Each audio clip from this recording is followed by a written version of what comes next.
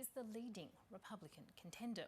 Election analyst Charlie Cook says the charges aren't likely to hurt his chances with Republicans and his supporters. You know, all these things that he says, it doesn't help him with the little the swing voters that are right in the middle. But for Republicans, it's pretty clear. Number one, they either don't believe these allegations, or they think they're politically inspired, or both. And so they just tune it out. I mean, it doesn't.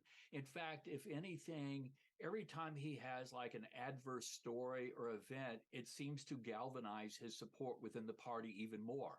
And it's kind of a circle of the wagons that, an attack on any of us is an attack on all of us. And that's sort of the tribal nature of our politics today.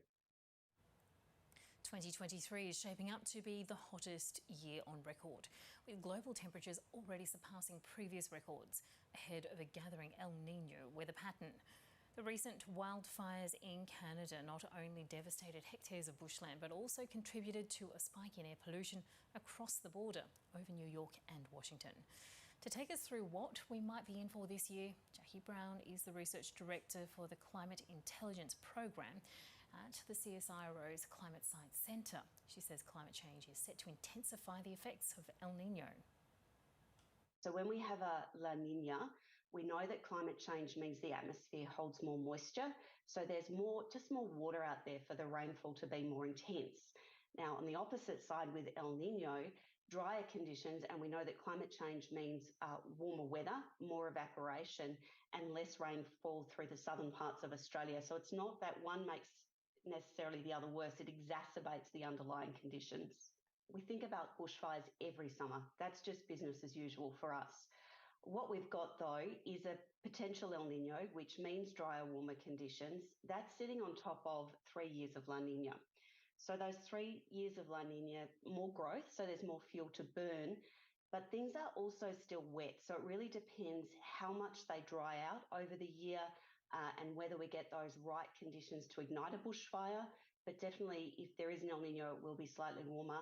I don't think it's a matter of will there be bushfires. I think every year we think about the potential for bushfires in Australia. What we know this year is that it's not going to be a La Niña, so we're not expecting wet conditions. Most visitors travelling to Laverton, Western Australia would experience a bone-jarring trip to the outback town, but that journey could soon be made smoother after the government committed more than $1 billion to seal the road. It's hoped the project will be completed before 2031 and will help to bring more tourists, freight and development to the area. Landline's Emily Smith reports. It's known as Australia's longest shortcut. The 2,700-kilometre Outback Way runs across Western Australia, the Northern Territory and Queensland, providing an inland route across the country. But with almost half the distance on unsealed gravel, it's a bone-jarring journey. Locals in Cosmo Newberry, in remote Western Australia, know just how dangerous it can be.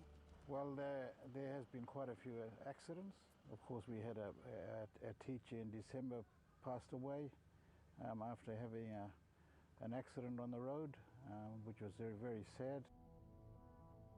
Mrs. JC is one of many to have lost their lives on the Outback Way. Since 2006, federal governments have spent $140 million upgrading the route. Last year, the current federal government announced $678 million to seal the network of roads by 2031. WA, Queensland, Northern Territory and a local government will tip in a further $260 million.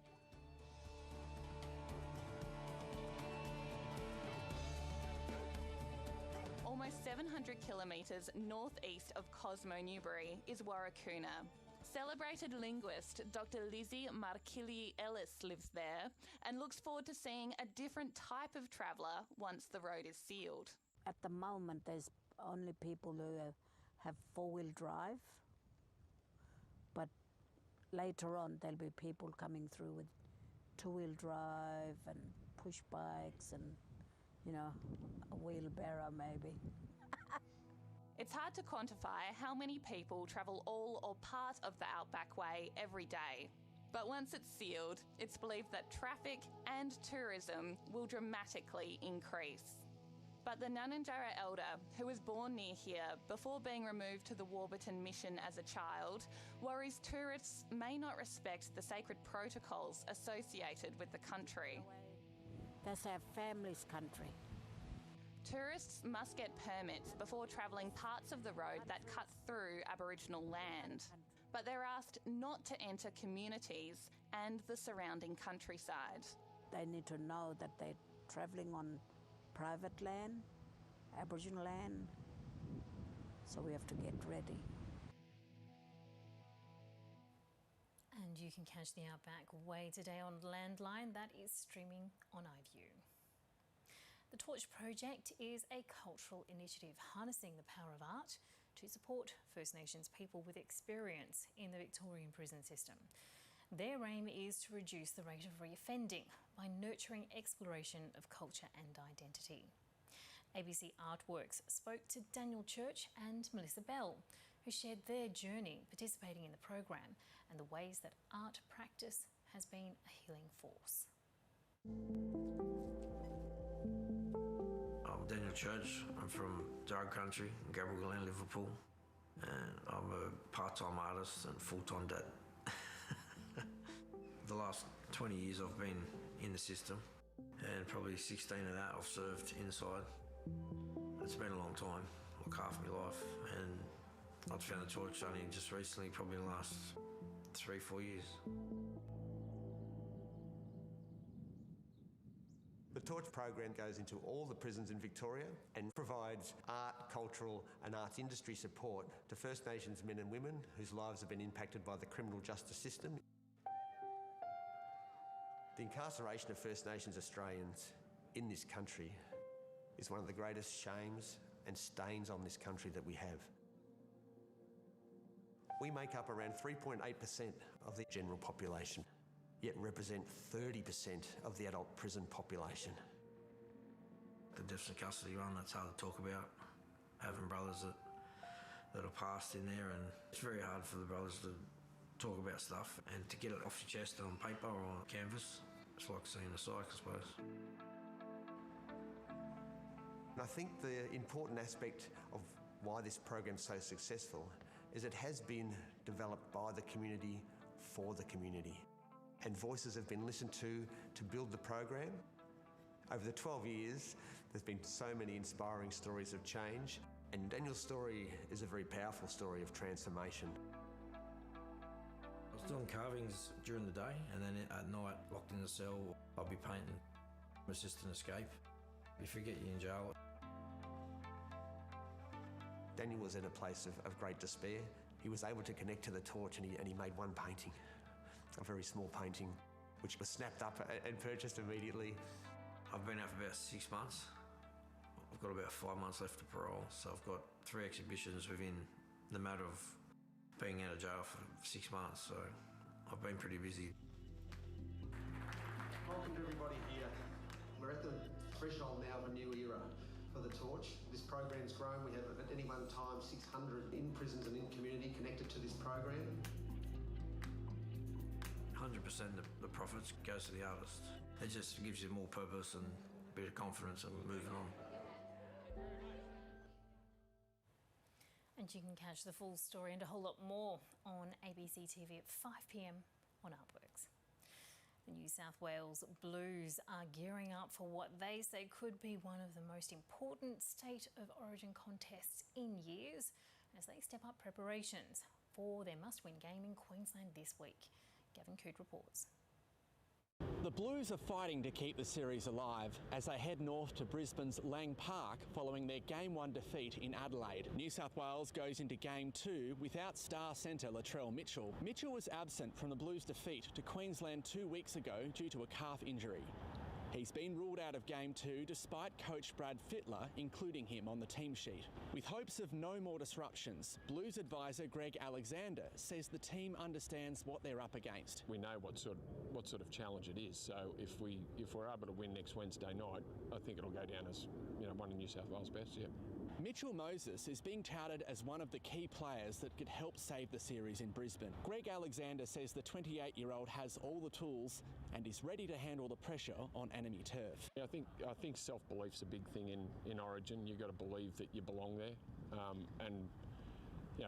Just watching Mitch, I don't have to go into specifics about what it is in Mitch's game, but I think just watching him play this year and watching him throughout the camp, there's self-belief and confidence, and that's a big thing. So I think Mitch has got all the tools, and if Mitch believes that he belongs, well, that's the battle. So he's ready. The Blues say with their backs against the wall, they're not contemplating anything but victory as they head into what could be one of the most crucial games in years. Now let's catch up with the rest of the day's sport news with Jared Coote.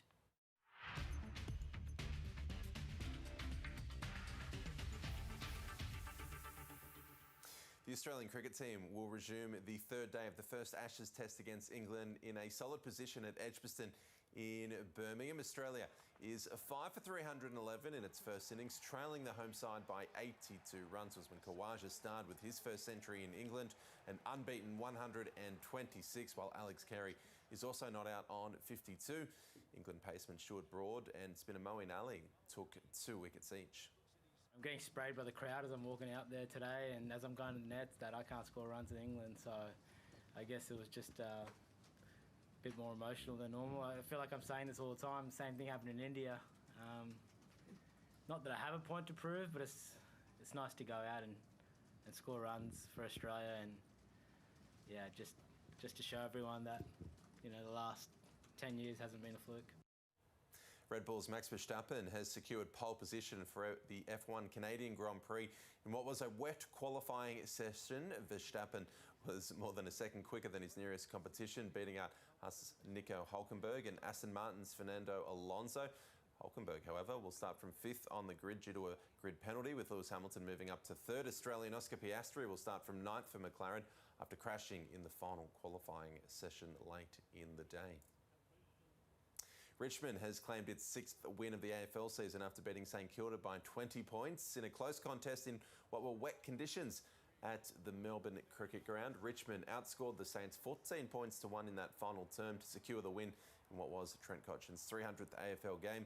Cotchin celebrated with 2 goals and 29 disposals. Meantime, GWS humbled Fremantle by 70 points in Saturday's only other game.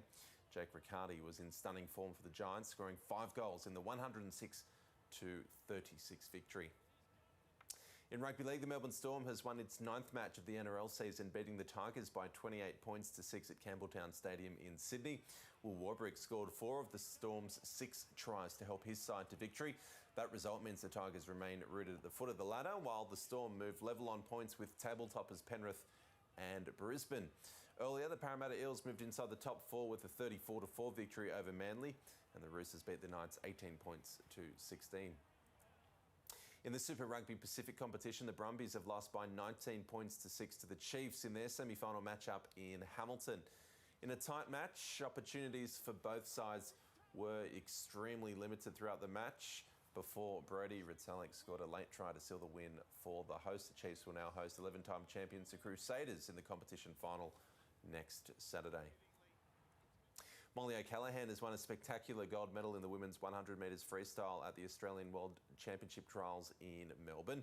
In a nail-biting finish, O'Callaghan finished ahead of Emma McKeon by just 0.04 of a second to claim gold, with Shanda Jack taking the bronze. World champion Zach Stubblety-Cook cruised through the 200-metre breaststroke final with ease as he prepares for his Olympic defence in Paris. Meanwhile, 19-year-old Sam Short produced a dominant swim in the men's 1,500-metre freestyle, finishing over 20 seconds ahead of second-placed Elijah Winnington.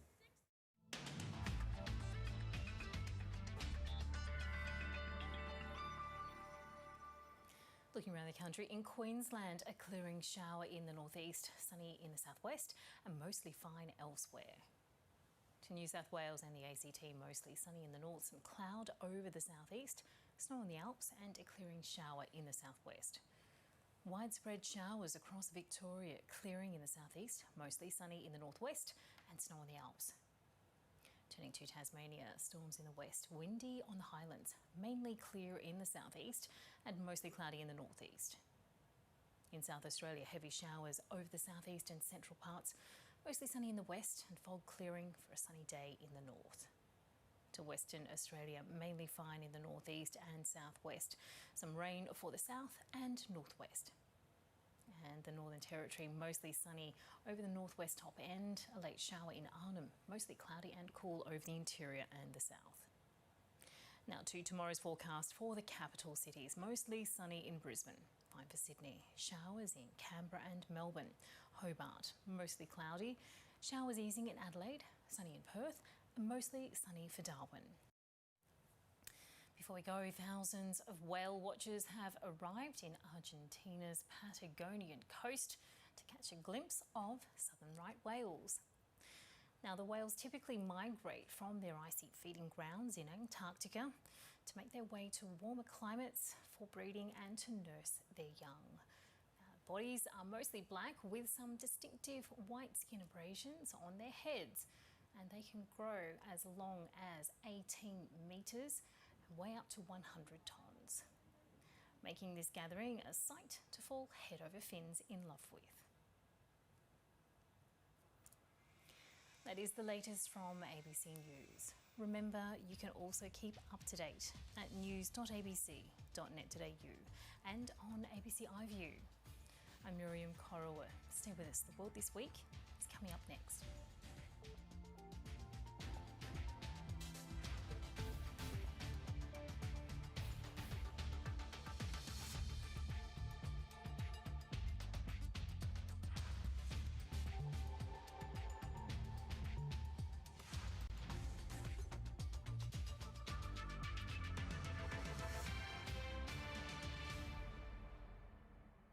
There's always more to every issue, and every Monday, it's your turn to speak, to ask the questions that matter. Why are we treated as second-rate citizens? Speak the unspoken. You don't speak for me as I didn't say you. Woman. To challenge. I am talking about my generation. Politicians have one thing in common, they don't answer the question.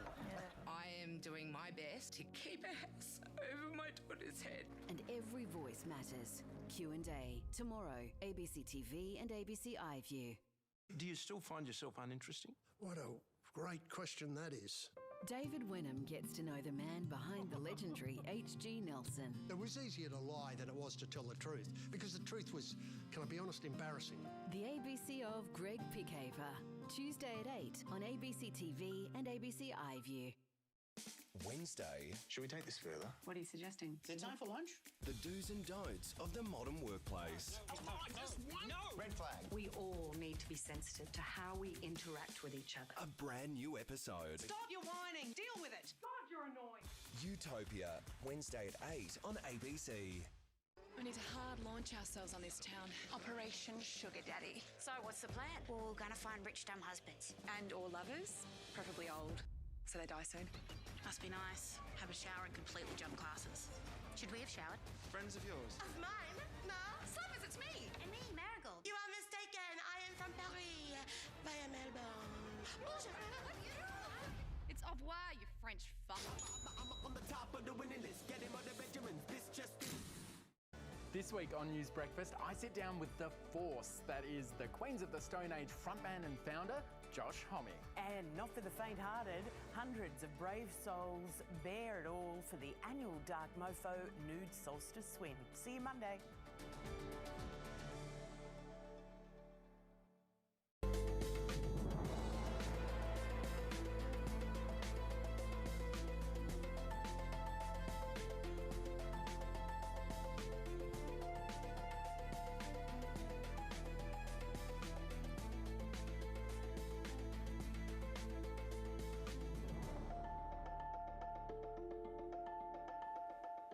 Welcome to The World This Week. I'm Beverly O'Connor. Coming up, from the courthouse to the campaign trail, former US President Donald Trump pleads not guilty to criminal charges. Australian bushmasters put through their paces as Ukraine pushes forward with its counter-offensive. And Papua New Guinea's former Prime Minister Peter O'Neill charged with giving false evidence under oath. Well, for the second time in 2 months, former US President Donald Trump has appeared before a judge on criminal charges. Trump became the first former president to face federal charges that he broke the law by hiding top-secret documents in his Florida home. And after a brief court appearance, the Republican frontrunner turned his legal woes into a defiant campaign rally. A defendant like no other. Donald Trump arrived at a Miami courthouse to face charges of hoarding top-secret documents, obstructing an investigation and lying to officials. His loyal supporters had already reached a verdict. Free him and let him run the country again. The more they do this, the more people are looking and saying, I'm voting for him in 2024. Bogus. I mean, if they can indict a ham sandwich, why wouldn't they? Donald Trump did not speak during the hearing, leaving his lawyers to enter not guilty pleas on all 37 charges. After leaving court, the former president stopped in at a Cuban restaurant. Food for everyone. Food for everyone. For what resembled a campaign stop. On the eve of his 77th birthday, he was serenaded by the crowd. Happy birthday, dear Donald. Back at his golf club in New Jersey, Mr. Trump called the case against him an evil and heinous abuse of power. Joe Biden will forever be remembered as the president who, together with a band of his closest thugs, misfits, and Marxists, tried to destroy American democracy. Donald Trump and his supporters say these charges are politically motivated. But if this case goes to trial, it'll be here, and with a jury of his fellow Floridians deciding its merits. Everybody go on their knees, pray! Even without divine intervention, this case won't stop Donald Trump from running for a second term. Barbara Miller, ABC News, Miami, Florida. Ukraine says it has liberated 7 villages in the southeast since the start of its counter-offensive last week. The country's troops have been training with Australian-made Bushmaster vehicles, which they say will be decisive on the battlefield. Getting ready for the big push.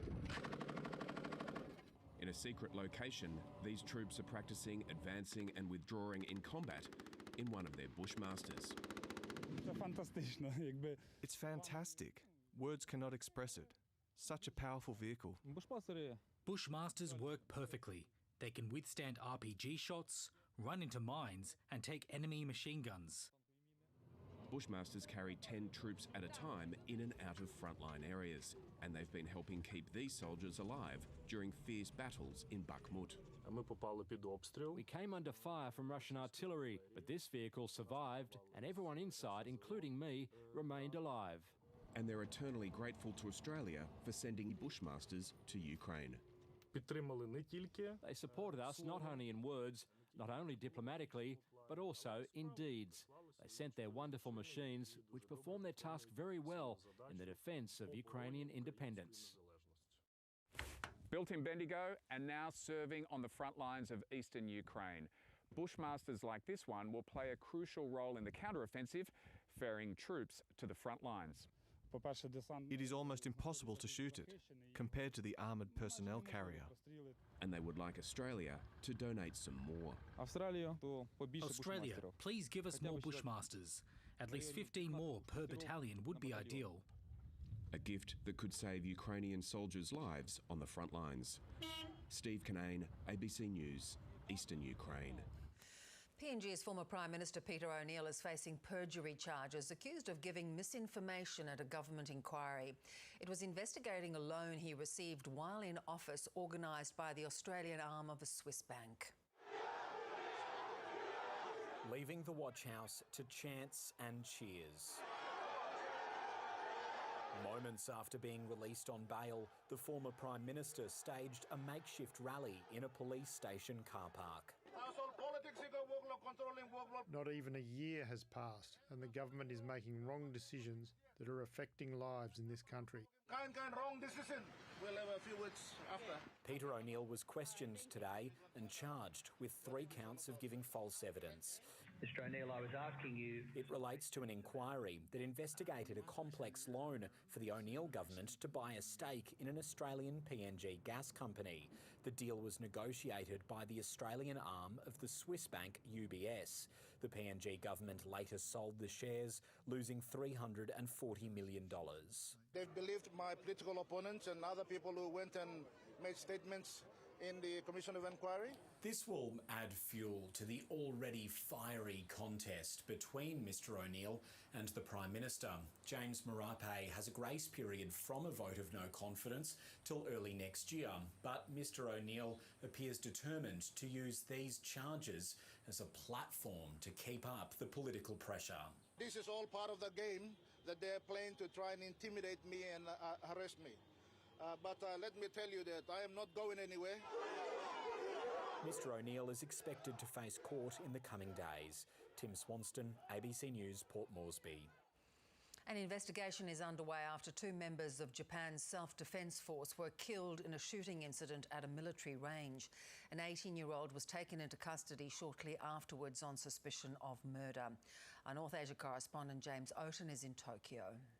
Well, this is truly a tragic day for Japan's ground self-defence force. We know that an 18-year-old trainee soldier was taking part in these live fire exercises on a rifle range this morning at around 9 o'clock when he allegedly opened fire against his fellow military personnel. 2 of those members of the ground self-defence forces have died from their injuries, as you mentioned, and a 3rd member remains in a serious condition. All 3 were taken to hospital. The 18-year-old trainee had joined Japan's self-defence forces back in April and is undergoing 3 months of preliminary education and training before you can become a kind of a fully fledged member of the army here. He admitted police say that he admitted to his crimes after being arrested soon after the attack, saying there was no doubt that he opened fire on his fellow personnel. Of course, the question here, though, remains is what was the motive? Well, we've just heard from the head of the Ground Self-Defence Forces, which is the name for the army here, and he says that's a top priority for the military here, is to try and establish now what was the motivation behind this attack, and also what steps need to be taken to try and prevent something like this from happening again. Italy has held a state funeral for former Prime Minister Silvio Berlusconi. Thousands of mourners gathered in Milan's main square to say a final farewell to one of the most influential and controversial politicians of his time. The 86-year-old billionaire died in hospital, bringing an end to a 40-year political career that withstood repeated scandals. Our Europe correspondent Nick Doll has more. The news didn't come as a major shock. Mr Berlusconi had been very unwell and had been readmitted to hospital with a lung infection associated with his long-term leukemia. Despite that ill health, though, he remained influential right up until the end. His Forza Italia party is still part of Italy's ruling coalition under Prime Minister Giorgia Meloni, and Mr Berlusconi was serving in the Senate, which is quite remarkable, really, seeing as a decade ago he was convicted of tax fraud and banned from public office for 6 years. He really was the master of the political comeback, having 4 stints in the top job, the latest ending back in 2011 when Italy was facing a financial catastrophe. He came from relatively humble beginnings. He started selling vacuums and singing on cruise ships. He owned a TV station that he managed to turn into a media empire, earning him billions and giving him a very public platform as well. He then bought the football club AC Milan back in the 80s before heading into politics. His style was certainly flamboyant and unconventional, to say the least. He once left his host Angela Merkel standing there at a NATO summit while he just chatted on the phone. But it was the repeated personal scandals that often saw him in the headlines. He was in and out of court battling fraud and corruption charges, most of which he ultimately beat. And then there were those so-called bunga bunga sex parties that he would frequent. He was even convicted of paying an underage girl for sex, but later acquitted by a higher court. Now, there's an interesting array of people paying tribute to the late Prime Minister. The Pope says he joins the Berlusconi family in mourning a man who he says had an energetic temperament. The current Prime Minister, Giorgia Meloni, says he was a fighter, a man who defended his beliefs. Former British Prime Minister Tony Blair says he was larger than life. And Vladimir Putin has paid tribute to the 86-year-old, calling him a dear person and true friend. And Mr Berlusconi caused outrage recently, defending Russia's war in Ukraine and sticking by Vladimir Putin, who he's maintained a relationship with over the years. The Russian president doesn't have many friends left in Europe, but he had one in Silvio Berlusconi. And the former Prime Minister's critics say that's just another thing that will tarnish his legacy. Greek authorities have arrested 9 Egyptians suspected of people smuggling in connection with the deadly sinking of a migrant boat, which may have killed hundreds of people this week. Survivors say the trawler could have been carrying as many as 750 people. This is the crowded fishing boat before it went down. The battered vessel crammed with migrants. It capsized 15 minutes after the engine failed. Greek medics rushing to save survivors brought here to Kalamata in the country's south.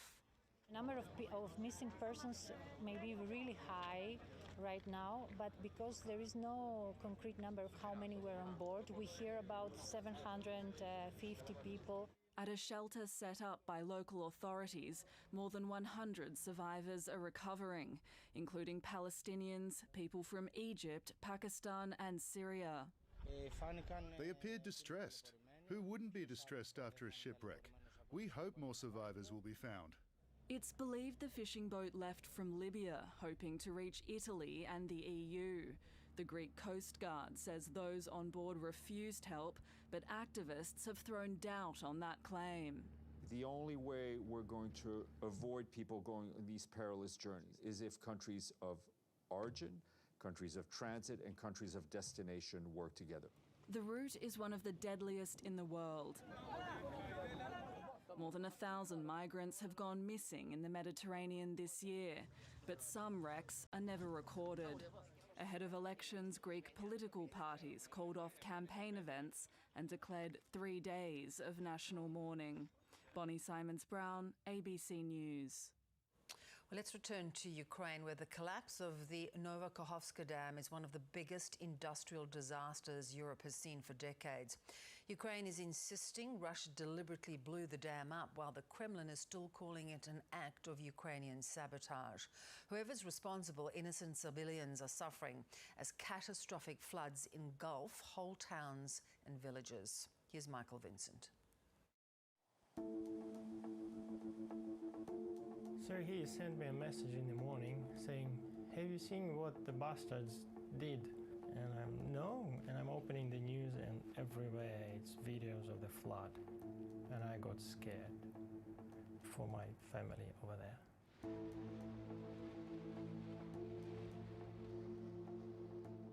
This devastating flood is the latest horror to be inflicted on Ukraine.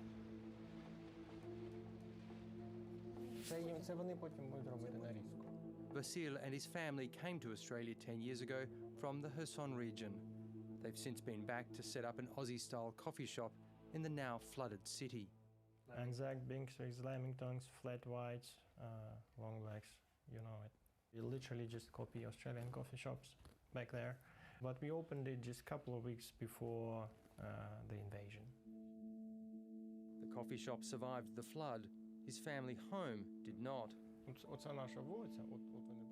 Vasil says his neighbour's home is probably destroyed. Our neighbour's house is one story and it is fully underwater. It was built like 100 years ago, and back then they were building houses out of clay and hay, so definitely their house will be probably collapsed by now. Vasil Borovniak's father was at a nearby hospital awaiting surgery when news of the flood came through, and so he raced home. He put everything to the second floor as much as he can, put a lot of stuff into his car, and the car was parked right to the house, next to the house. It would have been flooded as well if not his heroic jump.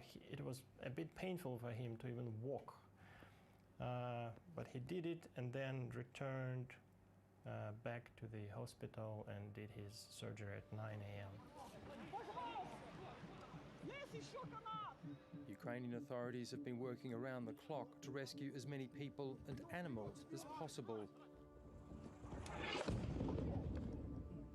Authorities say they've even faced attack from Russian forces. Across the river from Kherson is the town of Oleshki, now Russian-occupied territory, where Serhiy and his wife Anna are from. He says the very young and very old remain in his hometown. Nobody can help to these people because Russia just decided to refuse from these people. They even do not allow them leave Oleshki. They are just underwater, sitting on the roofs of their houses, and nobody is able to help them. His wife's elderly uncle is one of those trapped. I even can't assume what he exactly feels. So currently he is sitting on the roof, and basically he's sleeping there as well. And neighbor who is living on another side of the same street, he every day brings to him the food by boat, every day. Because nobody is able to help him. Ukraine says Russia has also attacked rescuers who have attempted to save people in Oleshki. I hated them. I hated them right after they came to Ukraine in the first day, because my city was occupied on the first day of this war. If you don't like you, they will just kill you. So I know lots of people who just somewhere, but we don't know where they are. Ukraine says the International Criminal Court is investigating the dam explosion. Дуже важливо, що представники міжнародного правосуддя на власні очі побачили наслідки цього російського теракту та самі почули, що російський терор. It's an act of sabotage, terrorist sabotage on a grotesque and catastrophic scale. And I think there's absolutely no question that this is Russia that has done it, and Russia needs to be held to account. Former NATO Deputy Supreme Allied Commander Sir Richard Shiref says the mass flooding was meant to throw Ukraine off balance ahead of its counter-offensive. It's all of a piece with the economic warfare, the destruction of cities, the targeting of civilians by bombing and missile attacks.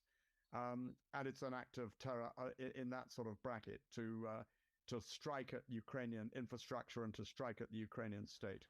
And the so what for the West, the so what for the world, frankly, is that this must be a red line, and it must be made very clear to Russia.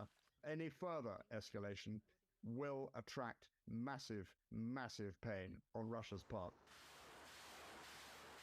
Ukraine's counter-offensive has borne some small victories, reclaiming towns in the Donetsk region.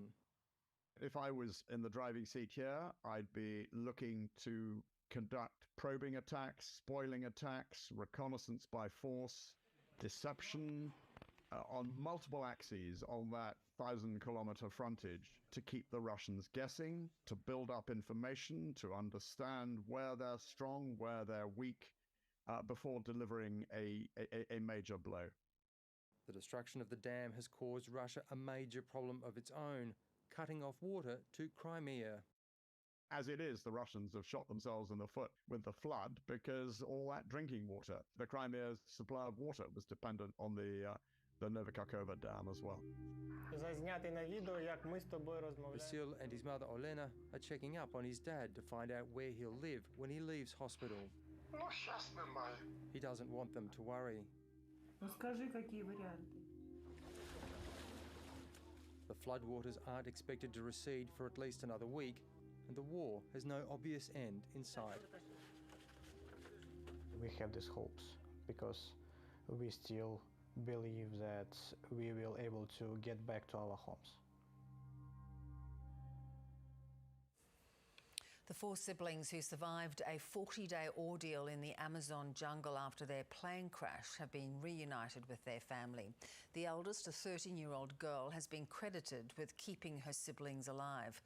Guided by their indigenous knowledge, they survived by eating seeds and fruit. The siblings aged 13, 9, 4 and 1 will spend at least a fortnight in this Bogota military hospital to recover from their ordeal. The eldest, 13-year-old Leslie, is being praised for her courageous leadership and jungle survival skills learned from her Indigenous elders. The family are relieved the children are now safe. I have just seen the children. They're alive, a little bit down. I know they are in good hands. They're in hospital. I know they're going to be okay. The paediatric team is treating psychological as well as physical issues after the children endured a plane crash and then 40 days alone in the jungle. The siblings are not yet able to eat, but the overall outlook is positive. They have some nutritional deficiencies and some injuries because they walked in the jungle for 40 days. They have some soft tissue injuries, bites and skin lesions, but we have not found anything serious. Their survival and dramatic rescue from the Amazonian jungle was celebrated by the whole country, which had been gripped by the 5-week search operation, hoping the children had survived. Wreckage of the plane they were travelling in was found in the jungle 2 weeks after it crashed. Among the 3 adult casualties, their mother. Colombia's president has committed to the siblings' welfare for the rest of their lives. They don't talk much and they're weak, although they still want to play. But they still don't talk as much as you'd like them to. Let's give them time. Taking the recovery a day at a time. Jenny Lavelle, ABC News. The English city of Nottingham has been shaken by a series of attacks which left 2 teenage students and another man dead. A 31-year-old has been arrested on suspicion of murder and remains in police custody. Police raids in a city reeling from the shock of a major incident that's left 3 people dead and 3 injured, one of them in a critical condition. This is where it all began. 2 people died here on Ilkeston Road in the early hours of the morning. An eyewitness saw a young woman and a young man being stabbed before the attacker walked off towards the city centre. An eyewitness says she then saw a van which hit pedestrians. Woman went on the curb, the man went up in the air. It was such a bang. I wish I never saw it, because it's really shaken me up. 3 people were injured in that incident, and this is believed to be the van that was used. Later, a 3rd person was found dead a mile away. The emergency services responded by flooding the city centre, closing roads and the city's entire tram network. Police have arrested a 31-year-old man on suspicion of murder, and he remains in police custody. They say they are not looking for anyone else at this time. A student in the city says he saw police just before the arrest. I see a police van, a police car even, and a police officer walking alongside the car as it was slowly approaching a white van that had just been parked down the road. And then I heard the policeman shout to the guy in the van to get out of the car, and then proceeded by a sound of a gunshot. The Home Secretary said police were still working out why this attack took place. We need to allow the police the time and the space to carry out all of their operational activity to determine the motive. It's right that Nottinghamshire police are working with counter-terrorism policing, but it's also fair to say that everybody and all professionals on the front line are keeping an open mind as to what the precise motive might have been. Tonight, police provided an update on the investigation. We are still in the early stages of the investigation. I need to determine exactly what the motives were behind this attack. We are keeping an open mind and are working closely with counter-terrorism policing to establish the facts, as we would normally do in this type of circumstances. The families of all the victims have been informed and are being supported by specially trained officers. Football's world governing body FIFA has praised the inaugural Women's Champions League held in Papua New Guinea. It's been created to drive competition in the region and to make Pacific Island teams more successful on the world stage. Capel down stages. Some hometown support for PNG's Hikari FC. The squad are laying it all out there to try and secure the cup in the first Oceanic Women's Champions League. Captain and striker Marie Kaipu is striving to set an example. If young girls see us take part in such a tournament, we may even motivate them to take part. Top clubs from 5 Pacific Island countries are competing. The league's been set up to make local tournaments more competitive and improve international results. We need teams to be testing themselves not just within their own country but against other countries, whether that's our national teams or the club teams like we have here this week. Pacific women have many hurdles to success in sport, from security and safety to having to travel large distances by sea or air. Half of Fiji's Lambasa FC hail from a different island to the rest. We all have to balance sports, work and school for the school student. For many of the players here, it's their first time competing overseas. No Pacific Island nation team has qualified for the World Cup, but the Oceania Football Confederation wants to turn that around. It hopes the Women's Champions League will help them achieve their goal of 2 teams qualifying for 2027. They always put the women's football down, especially in Fiji. When the OFC, they arrange more tournament, there's like more audience and more supporters for us. A league that's already leaving an impression. Tim Swanston, ABC News, Port Moresby. And that's the program. You can always watch the show on iView, and there are more world news and interviews at the ABC's YouTube channel. And do join me on the World Weeknights. I'm Bev O'Connor. Thanks for your company. Bye-bye.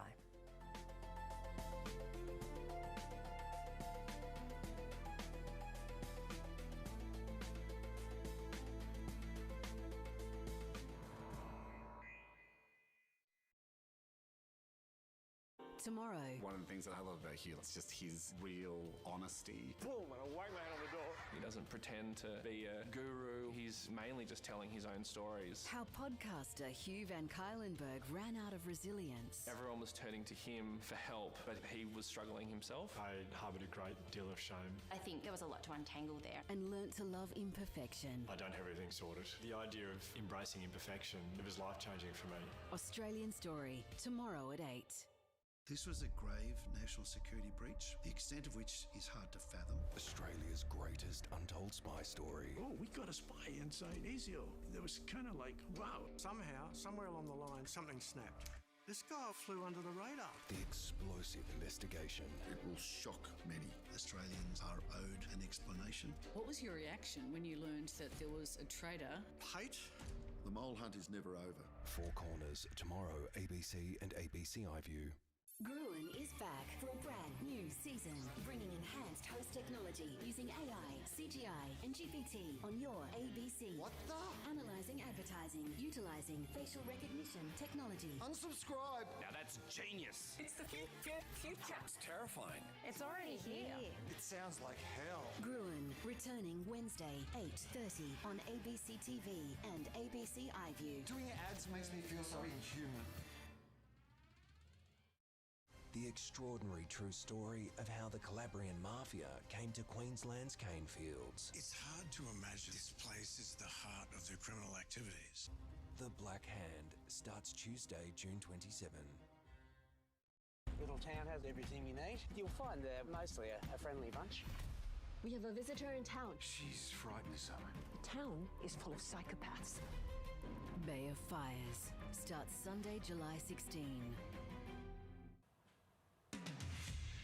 Today, a prisoner charged with murdering a fellow inmate at South Australia's Yatala prison. These don't happen very commonly in Australia. They are all investigated with a great degree of detail, and Major Crime are currently doing that.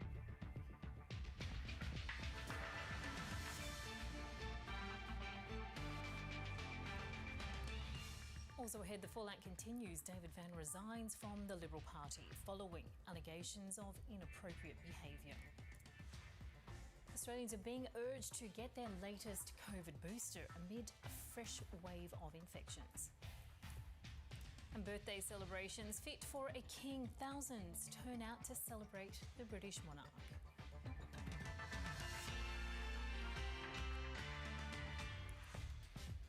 Hello and welcome to ABC News. I'm Miriam Korowa. A South Australian prisoner has been killed at a jail in Adelaide's northern suburbs. Police have charged a fellow inmate with his murder. Reporter Candice Prosser is at the scene. Police and emergency services were called here to the Yatala Labor Prison in Adelaide's northern suburbs late yesterday afternoon. The Department of Correctional Services has confirmed there was a critical incident here at the prison which resulted in the death of a prisoner. Paramedics tried to revive the man, but the 52-year-old died at the scene. Police have declared his death a major crime and have now charged a 33-year-old inmate with murder. Well, deaths in prisons as a result of inter-prisoner violence are actually quite rare. We haven't had one in South Australia since the 90s. So these don't happen very commonly in Australia, but nonetheless, because of how rare they are all investigated with a great degree of detail, and Major Crime are currently doing that. No further details have been released about the circumstances of the man's death. Being a death in custody, there will be a mandatory inquest in the future. The criminal investigation is being conducted by major crime detectives with the help of forensic examiners and police corrections officers who have all been here at the scene. The 33-year-old inmate is expected to face the Adelaide Magistrates Court tomorrow. Queensland Police are investigating the fatal assault of an 87-year-old man in Noosa Heads on the Sunshine Coast. Bystanders found the man unconscious with facial injuries and alerted authorities, but he died at the scene. A 27-year-old Queensland man who was found in the area is in custody and is assisting police. Police are seeking information from the public. It is concerning for a male person going out on a walk on a Sunday morning that he has sustained these injuries and tragically died from it. Any injury, any death is of a concern to the Queensland Police. In the wake of multiple allegations of inappropriate behaviour, embattled Senator David Vann has resigned from the Liberal Party. The Victorian senator had already been asked to leave the Liberal Party room and has been urged by opposition leader Peter Dutton to resign from Parliament. Announcing his decision to quit, Mr Vann's taken aim at his former party, saying he's been denied procedural fairness over the misconduct claims. National Senator Bridget McKenzie has told the Insiders program she was aware of rumours surrounding David Vann's conduct. The senator says she supports Lydia Thorpe's use of parliamentary privilege. As soon as Senator Thorpe made those allegations on the floor of Parliament, it was referred to the President, which was absolutely the right thing to do. And then following a second allegation being raised, the leader of the Liberal Party threw this senator out of the party. Now, I think there was a lot of cheers silently across parliamentary offices with such decisive action being taken by a leader. We know that both the Labor Party, One Nation, the Greens, the Liberal Party, all political parties have faced these type of internal challenges over the recent past. And for a leader to be so decisive, I think, was a testament to his strength of feeling around these matters. The Senate is expected to pass legislation tomorrow that will trigger a referendum on an Indigenous voice to Parliament. Polls in recent weeks have shown declining support for the Yes campaign. But the Federal Minister for Indigenous Australians, Linda Burney, remains confident the community will support the voice. Tomorrow is a big day in the Parliament. The Constitution Alteration Bill will move through the Senate, and then we are off and racing in a full-scale referendum campaign. And I do have great faith in the Australian people. There have been renewed calls for Australians to get the latest COVID booster shot amid a new surge in infections. There were almost 200 deaths from COVID in the past week, while over 21,000 new cases were reported across the country. There's been particular concern for older Australians, with only 52% of eligible residents in aged care homes receiving a booster this year. The Older Persons Advocacy Network has expressed concern over these numbers, and they're urging people to stay up to date with their vaccinations. Top US diplomat Antony Blinken has touched down in Beijing on a high-stakes mission to cool tensions with China. The first visit of a US Secretary of State to China in 5 years, Mr Blinken is expected to meet his Chinese counterpart and possibly President Xi Jinping. But there are dim prospects for any breakthrough, with a long list of disputes between the world's two largest economies, including the shooting down of a Chinese spy balloon over the US. US President Joe Biden says he hopes to meet with President Xi in the next few months. Australian Prime Minister Anthony Albanese is also expected to meet China's leader this year, but a date has yet to be set. More than 40 people, mostly students, have been killed in an attack on a school in western Uganda. Officials confirmed militants with links to Islamic State killed 38 students and abducted 6 others when they stormed the school on the Congo border. 8 survivors are in a critical condition. I want the security to tell us where they were when these killers came to kill our people. Where were they at night? Because we are told the people had the gunshots as early as 10 p.m. And security could not come to combat the situation. Now this time they come in thousands. Where have they been? Russian leader Vladimir Putin has welcomed an African delegation looking to broker a peace deal to end the war with Ukraine. Mr Putin told the delegates that improving ties with African countries was a priority, but that elements of their peace plan were misguided. The African delegation met with Ukraine's president yesterday in Kiev and was forced to take cover in a bomb shelter as Russian ballistic missiles hit the city. South African President Cyril Ramaphosa says negotiating peace between the two countries is a global effort. This war is causing a great deal of instability and harm to various countries around the world, and we as African countries are feeling the impact of this war.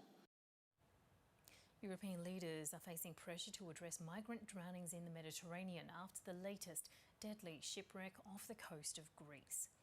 Nearly 80 people are confirmed to have died, but up to 500 others remain missing after the overloaded vessel capsized in one of the deepest parts of the Mediterranean Sea. Families have begun arriving at migrant camps and shelters to identify their loved ones. Thousands of spectators have paid tribute to King Charles as he took part in his first official birthday parade as the British sovereign. He's the first monarch in over 30 years to join in trooping the colour on horseback, which saw soldiers march through central London in scarlet coats and bearskin fur hats.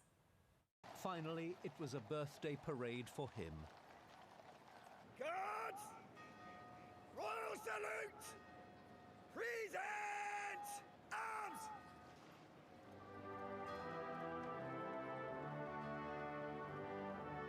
King Charles took the salute in his own right as monarch. The king was on horseback, a rather friskier mount than he might have wished. Shoulder! Arms!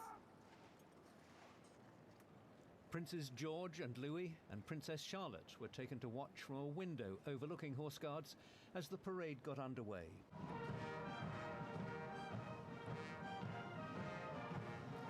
On the dais, Queen Camilla, in an outfit modelled on the uniform of the Grenadier Guards, of which she's now honorary colonel, and the Princess of Wales in emerald green. She's colonel of the Irish Guards.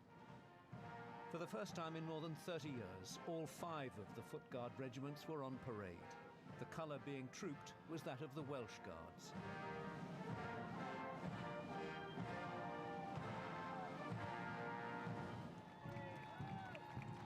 And then back up the Mall to Buckingham Palace, a carriage ride for the children, with George leading the waving.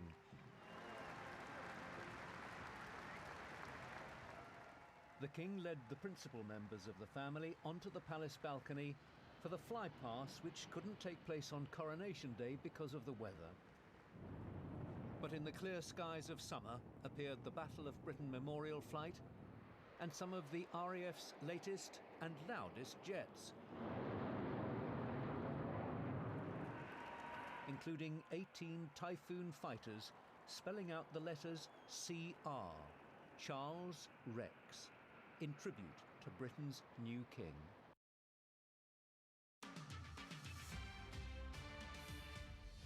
"2023 is shaping up to be the hottest year on record, with global temperatures already surpassing previous records ahead of a gathering El Niño weather pattern. The recent wildfires in Canada not only devastated hectares of bushland, but also contributed to a spike in air pollution across the border over New York and Washington. Jackie Brown is the Research Director for the Climate Intelligence Program at the CSIRO's Climate Science Centre. She says climate change is set to intensify the effects of El Niño. So when we have a La Niña, we know that climate change means the atmosphere holds more moisture, so there's more water out there for the rainfall to be more intense. Now, on the opposite side with El Niño, drier conditions, and we know that climate change means warmer weather, more evaporation, and less rainfall through the southern parts of Australia. So it's not that one makes necessarily the other worse, it exacerbates the underlying conditions. We think about bushfires every summer. That's just business as usual for us. What we've got, though, is a potential El Niño, which means drier, warmer conditions. That's sitting on top of 3 years of La Niña. So those 3 years of La Niña, more growth, so there's more fuel to burn, but things are also still wet. So it really depends how much they dry out over the year and whether we get those right conditions to ignite a bushfire. But definitely, if there is an El Niño, it will be slightly warmer. I don't think it's a matter of will there be bushfires. I think every year we think about the potential for bushfires in Australia. What we know this year is that it's not going to be a La Niña, so we're not expecting wet conditions. Life is about to get a little smoother for isolated Indigenous communities in parts of Western Australia. $1 billion investment in the Outback Road network between Laverton in WA and Queensland's Winton will soon get underway. It's hoped the nearly 3,000 kilometre stretch of rough and dangerous road will be fully sealed by 2031. Locals in the remote Indigenous community of Cosmo Newbury in the Great Victoria Desert know just how dangerous this road can be. Last year, the town's only school teacher, known as Mrs. JC for cultural reasons, was killed after crashing her car on the Outback Way. Kids just couldn't go to school because the teacher wasn't there. Mrs. JC is among 5 people killed in car crashes during the second half of last year, both in the Cosmo Newbury community and on a nearby section of the Outback Way. The federal government has now allocated $678 million to seal the remaining 1,200 kilometres of road. State, territory and local government will tip in another $260 million. In Warracoona, Wannon and Docker River communities, many locals are looking forward to travelling more comfortably. So we don't have to come flat tyre all the way.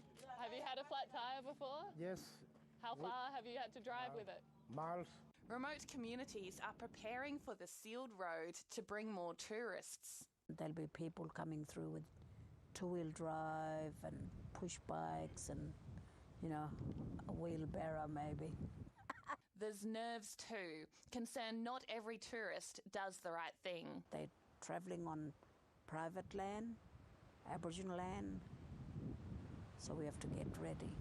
Once Aboriginal heritage clearances and access approvals are complete, work will get underway in remote WA. Emily Smith, ABC News, Warracoona. Now, if you haven't been feeling yourself recently, you might want to turn down the volume in your everyday life. Our daily soundtrack of things like planes, buses and construction could be contributing to increased levels of cardiovascular risk and hypertension. Professor David McAlpine says our health will continue to be impacted by the noisy world around us.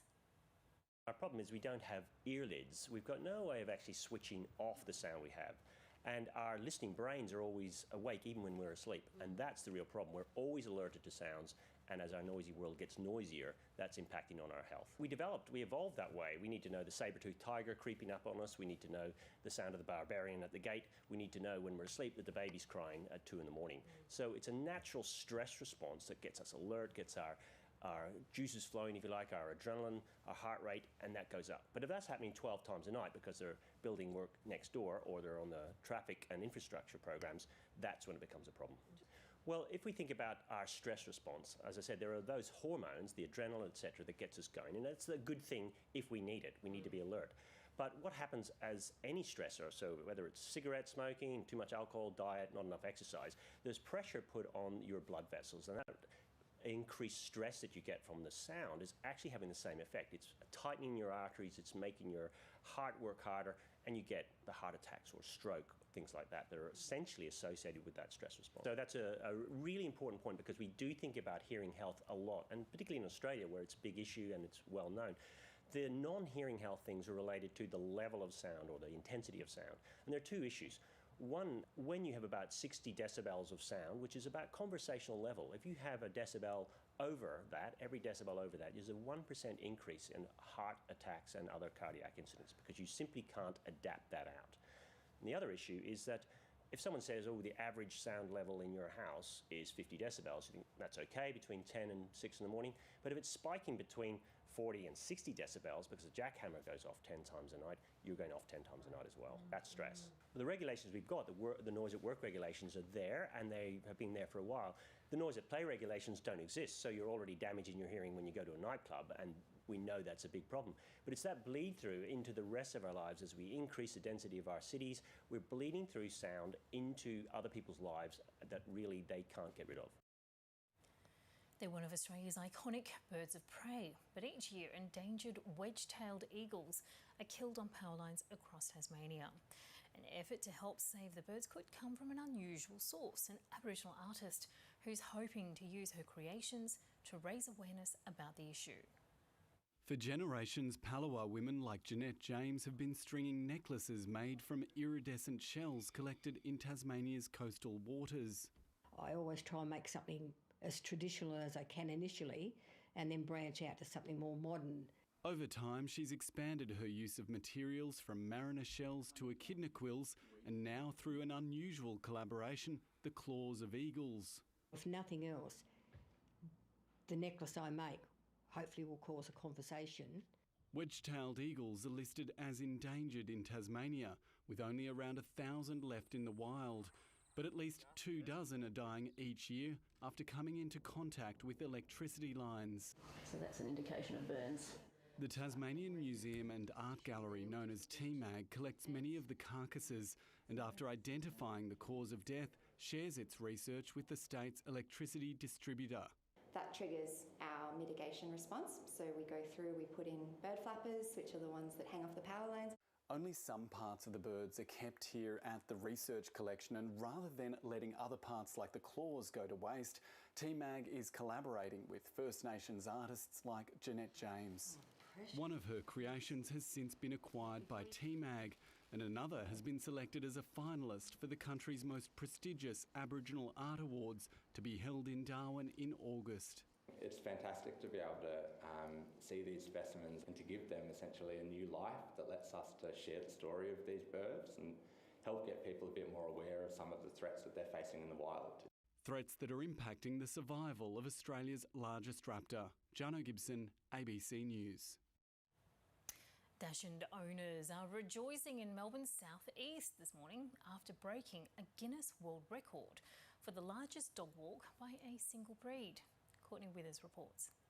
I'm here at Point Ormond Reserve in Melbourne's southeast this morning, witnessing history being made. The Devoted to Dachshunds Rescue Group have successfully broken a Guinness World Record for the largest dog walk by a single breed. Now, they take this title from a UK group called Beaglelandia, who broke this record back in 2018. Now, they had 1,029 beagles, but we definitely have broken the record here today. Event organiser Adele Gullick says they well and truly have broken the record. They just just need to count the amount of sausages that were at this walk here today, and they will get that number throughout the day.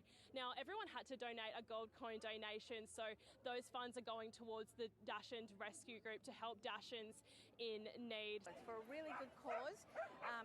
Dachshund Rescue, a lot of people don't realise that Dachshunds actually are surrendered a lot, and there is a lot needing homes right now, and Devoted to Dachshund Rescue has so many on their books.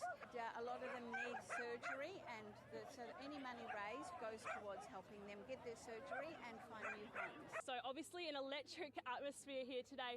Adele also said there were strict conditions imposed upon this record attempt, including photos and drone footage and independent reviewers, to make sure that this record was legitimate with Guinness World Records as well. But obviously very exciting here this morning in Melbourne South East, as a Guinness World Record has been broken by a group of sausage dogs.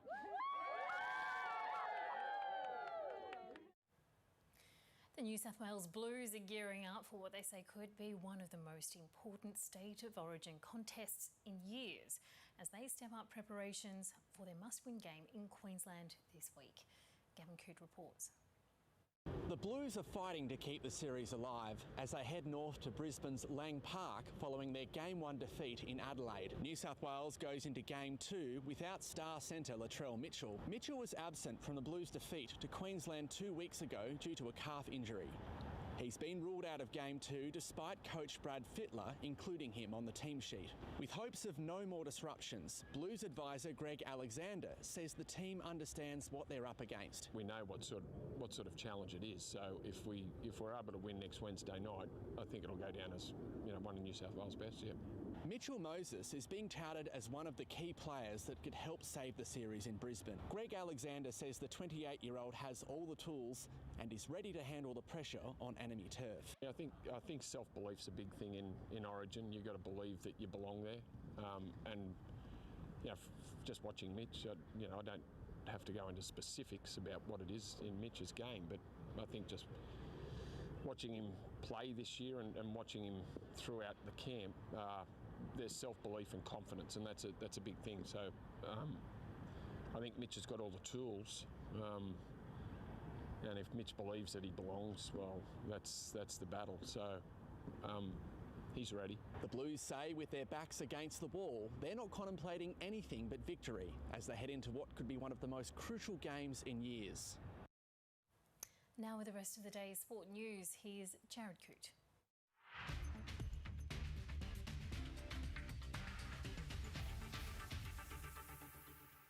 The Australian cricket team will resume the third day of the first Ashes test against England in a solid position at Edgbaston in Birmingham. Australia is 5 for 311 in its first innings, trailing the home side by 82 runs. Usman Khawaja starred with his first century in England, an unbeaten 126, while Alex Carey is also not out on 52.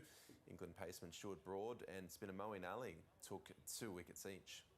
I'm getting sprayed by the crowd as I'm walking out there today, and as I'm going to the nets, that I can't score runs in England, so I guess it was just a bit more emotional than normal. I feel like I'm saying this all the time. Same thing happened in India. Not that I have a point to prove, but it's nice to go out and score runs for Australia, and yeah, just to show everyone that the last 10 years hasn't been a fluke. Red Bull's Max Verstappen has secured pole position for the F1 Canadian Grand Prix in what was a wet qualifying session. Verstappen was more than a second quicker than his nearest competition, beating out Haas Nico Hülkenberg and Aston Martin's Fernando Alonso.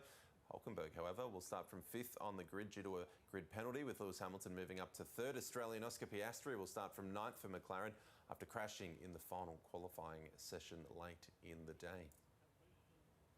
Richmond has claimed its 6th win of the AFL season after beating St Kilda by 20 points in a close contest in what were wet conditions at the Melbourne Cricket Ground. Richmond outscored the Saints 14 points to 1 in that final term to secure the win in what was Trent Cotchin's 300th AFL game. Cotchin celebrated with 2 goals and 29 disposals. Meantime, GWS humbled Fremantle by 70 points in Saturday's only other game. Jake Riccardi was in stunning form for the Giants, scoring 5 goals in the 106-36 victory. In rugby league, the Melbourne Storm has won its 9th match of the NRL season, beating the Tigers by 28 points to 6 at Campbelltown Stadium in Sydney. Will Warbrick scored 4 of the Storm's 6 tries to help his side to victory. That result means the Tigers remain rooted at the foot of the ladder, while the Storm move level on points with tabletoppers Penrith and Brisbane. Earlier, the Parramatta Eels moved inside the top 4 with a 34-4 victory over Manly, and the Roosters beat the Knights 18 points to 16. In the Super Rugby Pacific competition, the Brumbies have lost by 19 points to 6 to the Chiefs in their semi-final matchup in Hamilton. In a tight match, opportunities for both sides were extremely limited throughout the match before Brodie Retallick scored a late try to seal the win for the host. The Chiefs will now host 11-time champions, the Crusaders, in the competition final next Saturday. Molly O'Callaghan has won a spectacular gold medal in the women's 100 metres freestyle at the Australian World Championship Trials in Melbourne.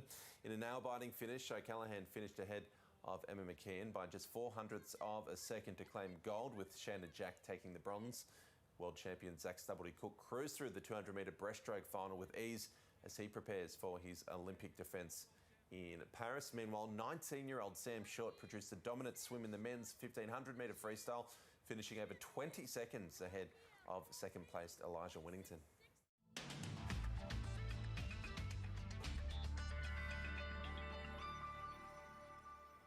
Looking around the country, in Queensland, a clearing shower in the northeast, sunny in the southwest and mostly fine elsewhere. To New South Wales and the ACT, mostly sunny in the north, some cloud over the southeast, snow in the Alps and a clearing shower in the southwest. Widespread showers across Victoria, clearing in the southeast, mostly sunny in the northwest and snow in the Alps. Turning to Tasmania, storms in the west, windy on the highlands, mainly clear in the southeast and mostly cloudy in the northeast. In South Australia, heavy showers over the southeast and central parts, mostly sunny in the west and fog clearing for a sunny day in the north. To Western Australia, mainly fine in the northeast and southwest. Some rain for the south and northwest. And the Northern Territory, mostly sunny over the northwest top end. A late shower in Arnhem, mostly cloudy and cool over the interior and the south. Now to tomorrow's forecast for the capital cities. Mostly sunny in Brisbane, fine for Sydney. Showers in Canberra and Melbourne. Hobart, mostly cloudy. Showers easing in Adelaide, sunny in Perth, and mostly sunny for Darwin. That is the latest from ABC News. I'm Miriam Korowa. Thank you for your company.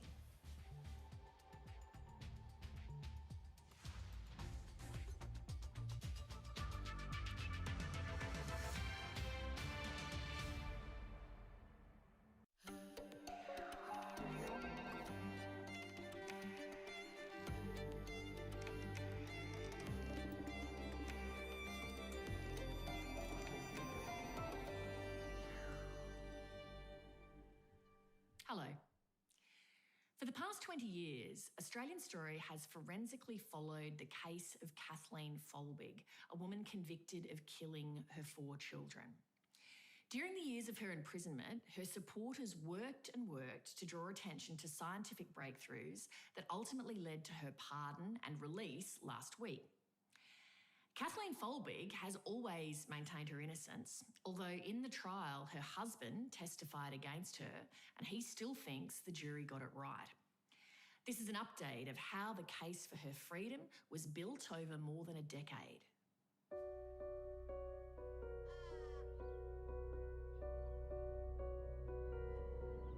The story of Kathleen Folbig has gone right around the world. It's probably come under more public and media scrutiny than any other crime or criminal trial in Australia. When she was convicted in 2003, there was an enormous burst of publicity around the case. She was described as a monster and as Australia's worst female serial killer, the most hated woman in Australia. Did you kill Caleb? No! In my view, this case was never strong enough to justify a prosecution, let alone a conviction. Tonight, all smiles and at home, Kathleen Folbig free after 20 years of hell. It's always been hard to look at this case and think, how could all of this have happened and how can there have been so many legal processes and, you know, nobody put everything together. How do you feel? I am so elated it's not fun. He was what we believed was an innocent woman who'd been in jail for 20 years. It appeared to be a real miscarriage of justice. The big question being asked now is, did the legal system fail Kathleen Folbig?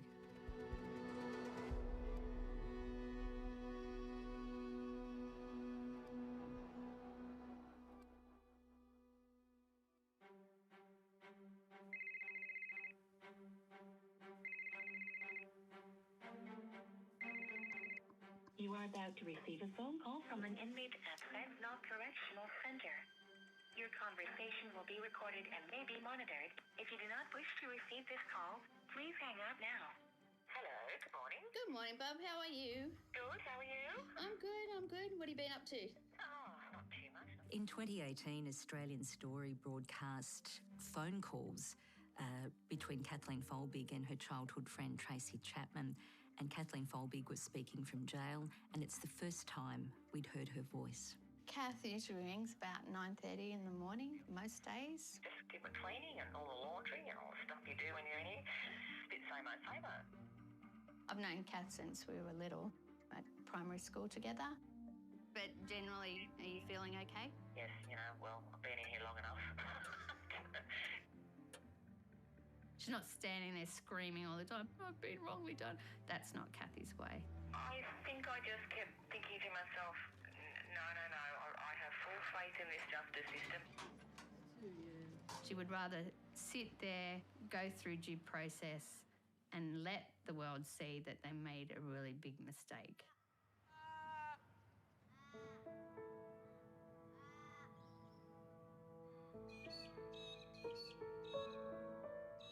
Kathleen Folbig's been in jail for 20 years of a minimum 25-year sentence, and she was convicted in a case that was entirely circumstantial of 3 counts of murder and 1 of manslaughter.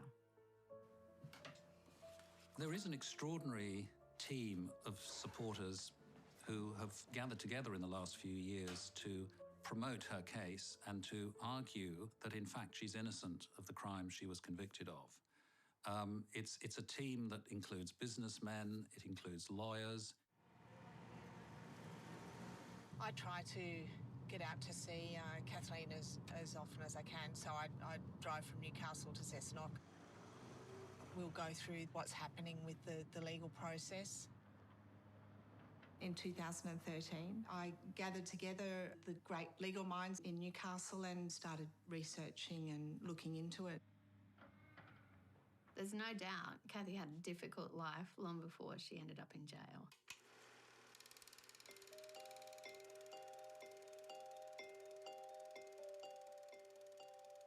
At the age of 3, she was placed in a foster family.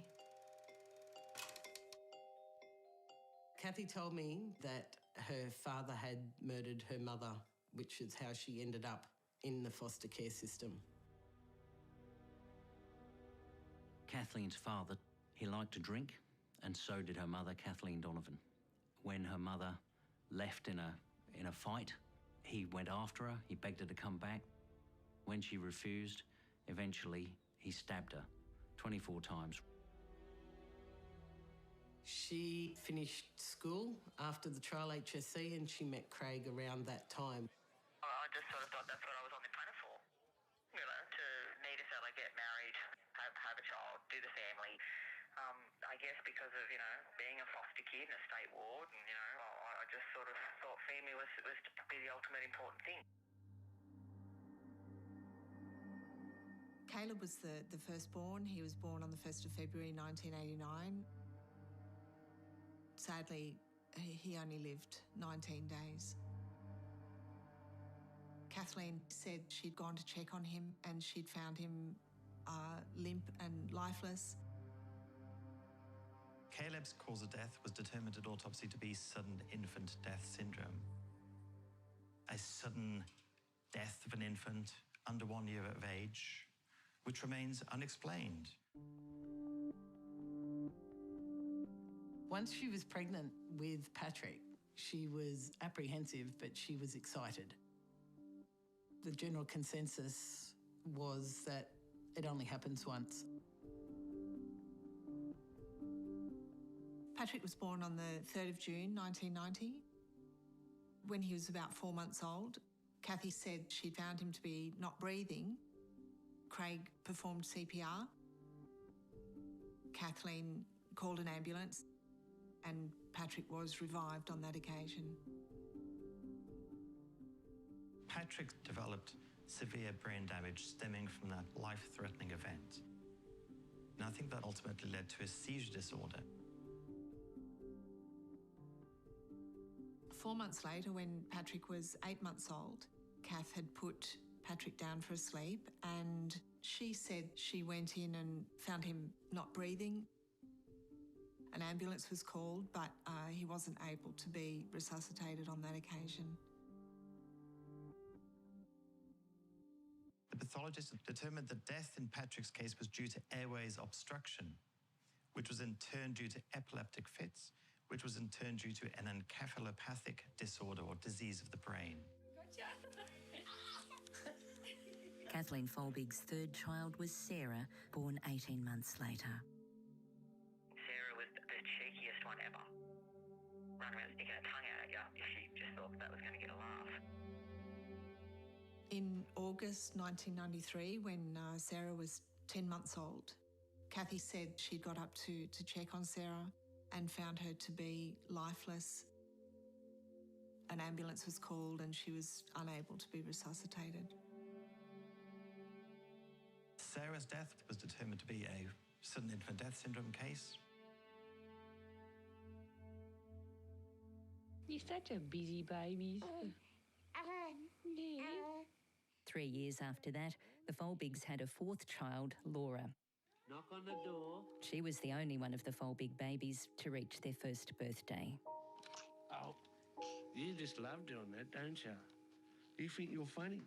Here I am thinking, okay, I've lost my last three, but here's Laura, and oh my God, she's just perfect. She was, around the longest, and when she got to 12 months, we actually thought we were home and hosed. On the 1st of March 1999, Laura was about 19 months old. Kathy said she'd transferred her inside, left her asleep, and then checked on her about 15, 20 minutes later and found her to be not breathing. Ambulance emergency. I know I need an ambulance. My baby's not breathing. I've had 3 assistants already. Pardon? I've had 3 go already. Your name?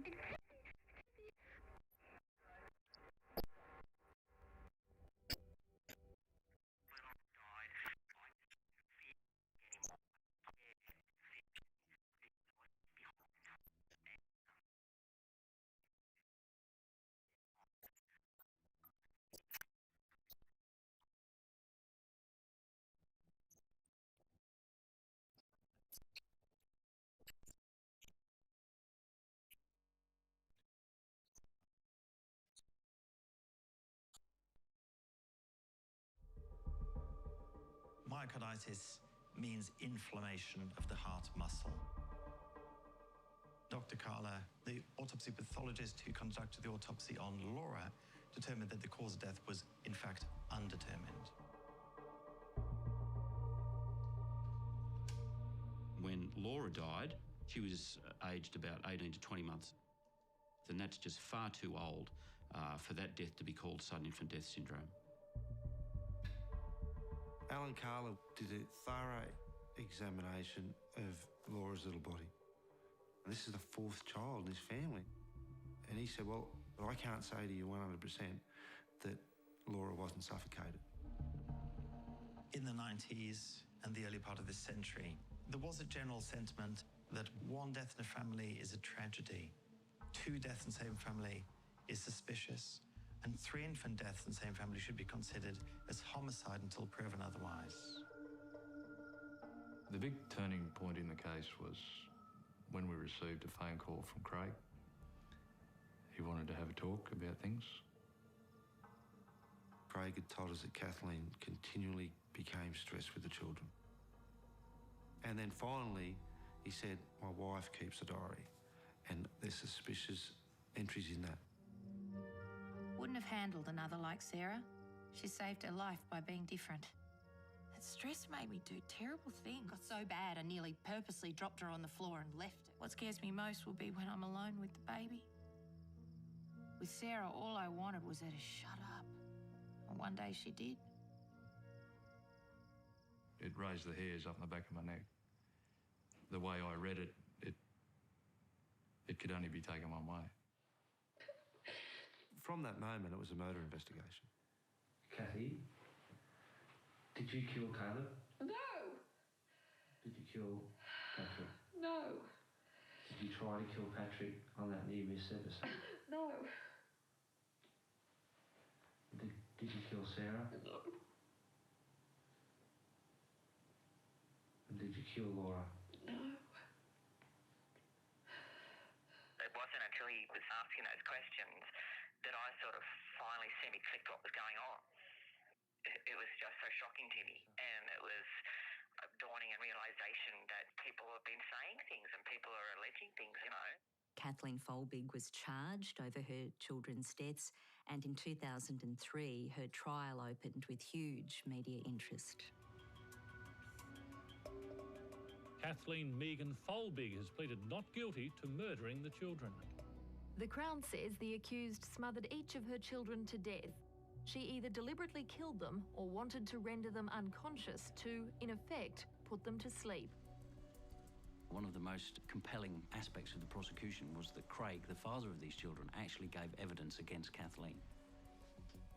He said that Kathleen Folbig lost her temper with the children and struggled with motherhood. The court also heard from a range of medical experts who disagreed over whether there were natural causes for the children's deaths.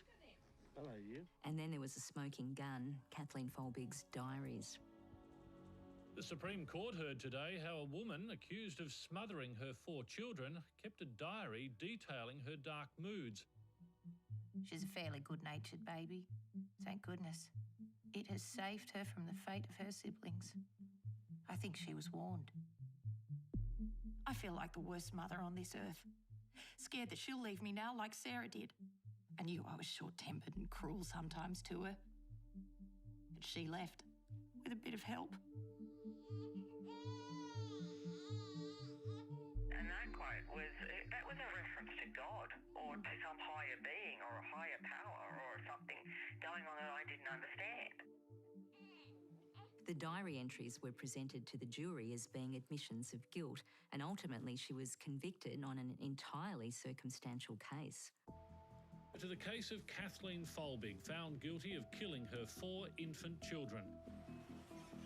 Kathleen stood there, and as the verdict was delivered, she buckled and cried, and it was absolutely awful to watch. When the verdict was read out, how did you feel? Absolutely shattered. I might have had every wall up trying to protect me, but there's nothing that can protect you from that. It's just like they've got this big giant sledgehammer and just gone smash. Kathleen Folbig maintained her innocence, and although her appeals were rejected, questions started to be asked about the evidence that was used against her.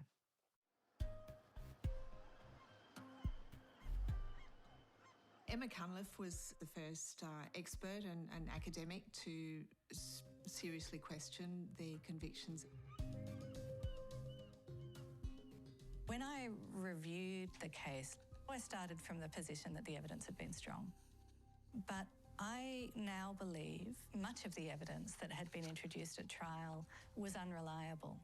In fact, the medical literature documented cases of natural, unexplained deaths in families, 3 or more such deaths. And since the time of the trial, more cases have been documented. In 2013, we came onto the scene and started our legal investigation into the case. I had started the process of writing to experts, and the response was extraordinary. It's a 125-page report that you've written for us. So I was asked to write a report by the Newcastle Public Interest Law Centre, and it took me the best part of 12 months. It's certainly the longest report I've written. Professor Stephen Cordner is the former director of the Victorian Institute of Forensic Medicine.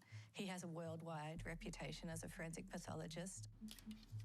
So I concluded that there was no evidence that any of the 4 Folbig children had been killed, let alone any evidence that they were smothered, which was the allegation at the trial.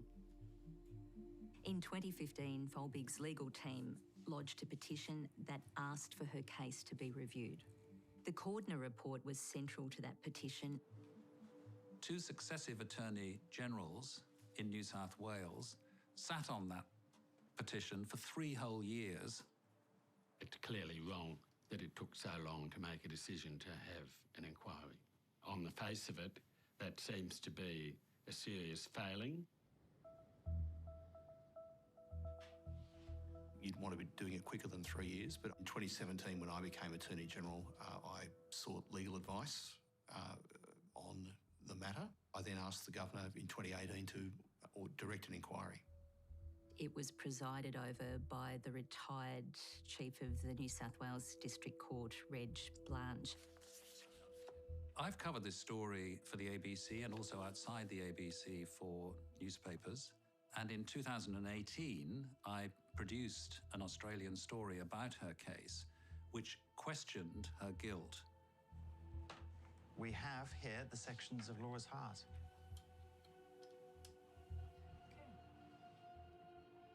This is a ×200 magnification image. So I became involved in this case when I received a phone call in August 2018 from a lawyer, Dave Wallace, and he wondered whether there could be a genetic basis for the death of 1 or more of the children. And he asked me to watch the Australian Story program. I think this is an eminently fatal case of myocarditis. Of course, we can't say for sure that... I saw firsthand some of those images of the pathology of Laura's myocarditis. I was intrigued. I thought that there could be a genetic basis for that disease. The coincidence was that just a few weeks before, I had been referred a family in which there had been 4 neonatal deaths in children aged from 20 days to 4 months, and we had found a genetic cause for their deaths. As Carola Vinuesa started her research, a judicial inquiry was ordered, and it centred on 2 main things: the medical evidence and Kathleen Folbig's diary entries. Kathleen Folbig was invited to give evidence about her diaries. She was cross-examined for 2.5 days. 70 times she was challenged to admit that she had killed 1 or more of her children, and 70 times she denied it. No, my diaries are pretty much evident and obvious that I'm constantly blaming myself. Because you knew that it was you and no one else who had brought about the death of your children. No. Because you killed them. No. As the inquiry progressed, Carola Vinuesa and her team started genetic testing on Kathleen Folbig. So we said that a good place to start could be the mother. It was easier to access DNA from Miss Folbig herself. And the lawyers appeared interested, and they were happy to facilitate access to prison. She found that there was a specific mutation, a change in one particular gene, and that gene was known to be involved in heart function and can cause sudden cardiac death. It was discovered that the 2 girls shared this rare gene mutation that she had, but the 2 boys didn't. I was quite excited. It had never been identified in any other individual in the world. This is very likely cause of death of the Folbig children, either 1 or more of the children. So at that point, I thought it was very likely to change the case. The inquiry will finish by the end of the week. Then the judge will prepare a report and decide whether it's referred back to the Court of Criminal Appeal. Towards the end of the inquiry, it just happened that there had been a publication showing there had been another family in Europe in which a child had died with a mutation in the exact same residue of calmodulin. So calmodulin is a protein that's important to regulate the rhythm of the heart. Now, we thought that was a smoking gun. Ultimately, Reg Blanche didn't agree with Carola Vinuesa about the significance of this new genetic evidence, and he rejected Kathleen Folbig's explanation for her diary entries. Convicted child killer Kathleen Folbig will remain behind bars after a special review of her case found she is guilty. Look, I was frustrated. I was confused. I thought that the legal system had some difficulties in understanding complex scientific evidence. So what I felt is that science had not been heard. That our scientific findings had not been given all the weight that they should have. And I have to admit that that same day I went to the Australian Academy of Science. The Academy looked at the evidence and it was very strong and hard to fault. That plus Professor Vanessa's passion about pursuing this project really got the Academy right behind it. But I also understood that perhaps additional evidence was necessary. We only had predictions, but we didn't have the definitive laboratory data.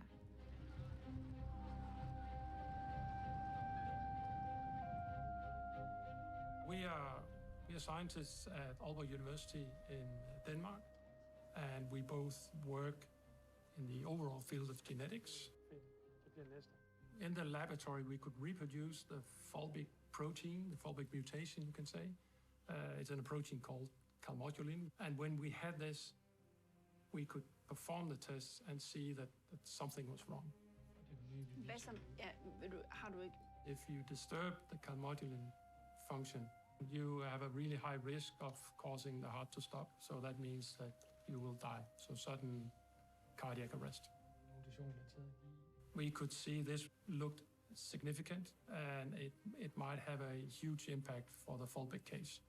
So based on what we can see in the lab, the mutation is the likely cause of the death of the two children. I think the two boys died for other reasons. The first boy was classically SIDS. The second boy had a very bad case of epilepsy and encephalitis and was in and out of hospital for most of the year before he died. Now, a group of almost 100 prominent scientists have sent a petition to the New South Wales Governor calling for Folbig to be pardoned and freed from prison. The Academy of Science is a very conservative organisation, and it was very unusual for us to be able to get 90 of the leading researchers around the country, expert in this area, to unanimously and enthusiastically agree to sign this petition. But the legal hierarchy sat on that petition for a year before Mark Speakman, the then Attorney General, announced the second inquiry in April 2022. An inquiry is going to cost several $1 million, but that's money worth spending if someone's liberty and conviction are at stake. But I had to get that right and get that legal advice to do that. Yesterday, New South Wales Attorney General Mark Speakman announced that there would be a new judicial inquiry conducted by recently retired Chief Justice Tom Bathurst. Professors Mette Nørgaard and Michael Toft Overgaard flew in from Denmark to help find the answer. We came here to explain what we see from our scientific perspective. A major factor in this case was also the diaries. In this latest inquiry, independent expert advice was sought from psychiatrists and psychologists. Three of us were engaged to examine the material, and we all had pretty much the same opinion. It seemed that it was more probable to me that the diaries were an expression of grief rather than an admission of guilt. It's quite natural for bereaved parents to feel responsible for the deaths of their children. I don't think the diaries were appropriately handled in the trial. It surprised me that there wasn't a stronger voice to push forward these alternative explanations during earlier stages, including in the initial trial. As the inquiry was wrapping up and the counsel assisting Sophie Cullen was making her closing address, there was a dramatic moment. That on the whole of the body of evidence before this inquiry, there is a reasonable doubt as to Ms Folbig's guilt. I thought that was a moment that I didn't quite believe I was going to witness. It seemed that the legal system in Australia had finally accepted that the science had to be looked at in detail and taken seriously. The Director of Public Prosecutions also acknowledges that new evidence makes it possible to conclude there is reasonable doubt.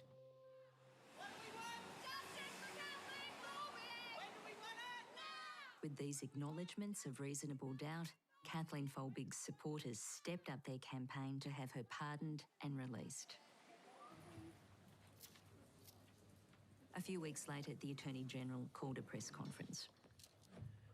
In the interest of justice, Ms Folbig should be released from custody as soon as possible. Ms Folbig has now been pardoned. I have to say, you know, we've got 4 little bubbers who are dead. We've got a husband and wife who lost each other, a woman who spent 20 years in jail, and a family that never had a chance. So you'd not be human if you didn't feel something about that, wouldn't you? I'm very, very pleased she has been released. I think it's taking a bit longer than we wished for, but it's great news. She is now free. Oh my God. My stinky shoes are in your face. I think my reaction to the news was really encapsulated by about time. We need a better system for evaluating cases where there's a possibility of a wrong conviction. I think what the case demonstrated was a terrible gulf between scientists on the one hand and the legal fraternity on the other. And I think that what comes out of that is a real validation of scientific inquiry into cases like this, and a salutary lesson to the judicial hierarchy that in future they have to take the science more seriously. So Kathy has nothing, and the least we can do is give her a home. We are in Kathy's kitchen, which, rather sad to say, I believe is about the size of her cell that she has everything in at the moment. I have often wondered how her life must have been in jail and in high security confinement for her own protection. I just don't know how anyone, and her in particular, could cope with this. I've been through the worst thing that mothers and women can go through. Everybody wanted an answer for something. You know, there are no answers. I just, would love to get back to feeling like I've got my place in the world where I'm supposed to be.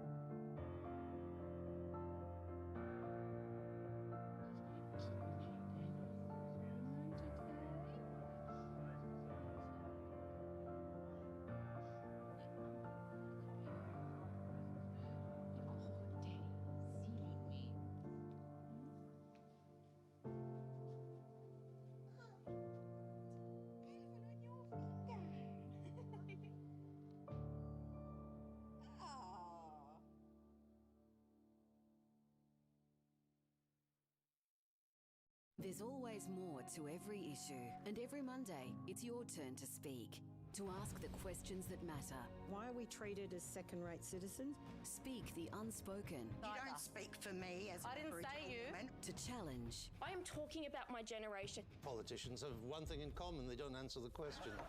I am doing my best to keep a house over my daughter's head. And every voice matters. Q&A, tomorrow, ABC TV and ABC iView.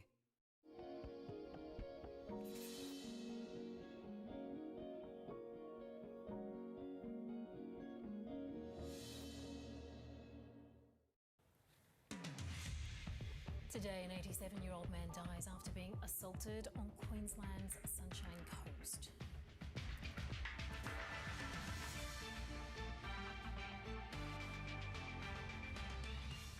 Also ahead, frontbencher Bridget McKenzie backs Lydia Thorpe's use of parliamentary privilege to raise allegations of inappropriate behaviour. US Secretary of State Antony Blinken touches down in China, bearing the weight of hopes for a thaw in relations between the two superpowers. And the New South Wales Blues step up their game ahead of the must-win Origin Round 2.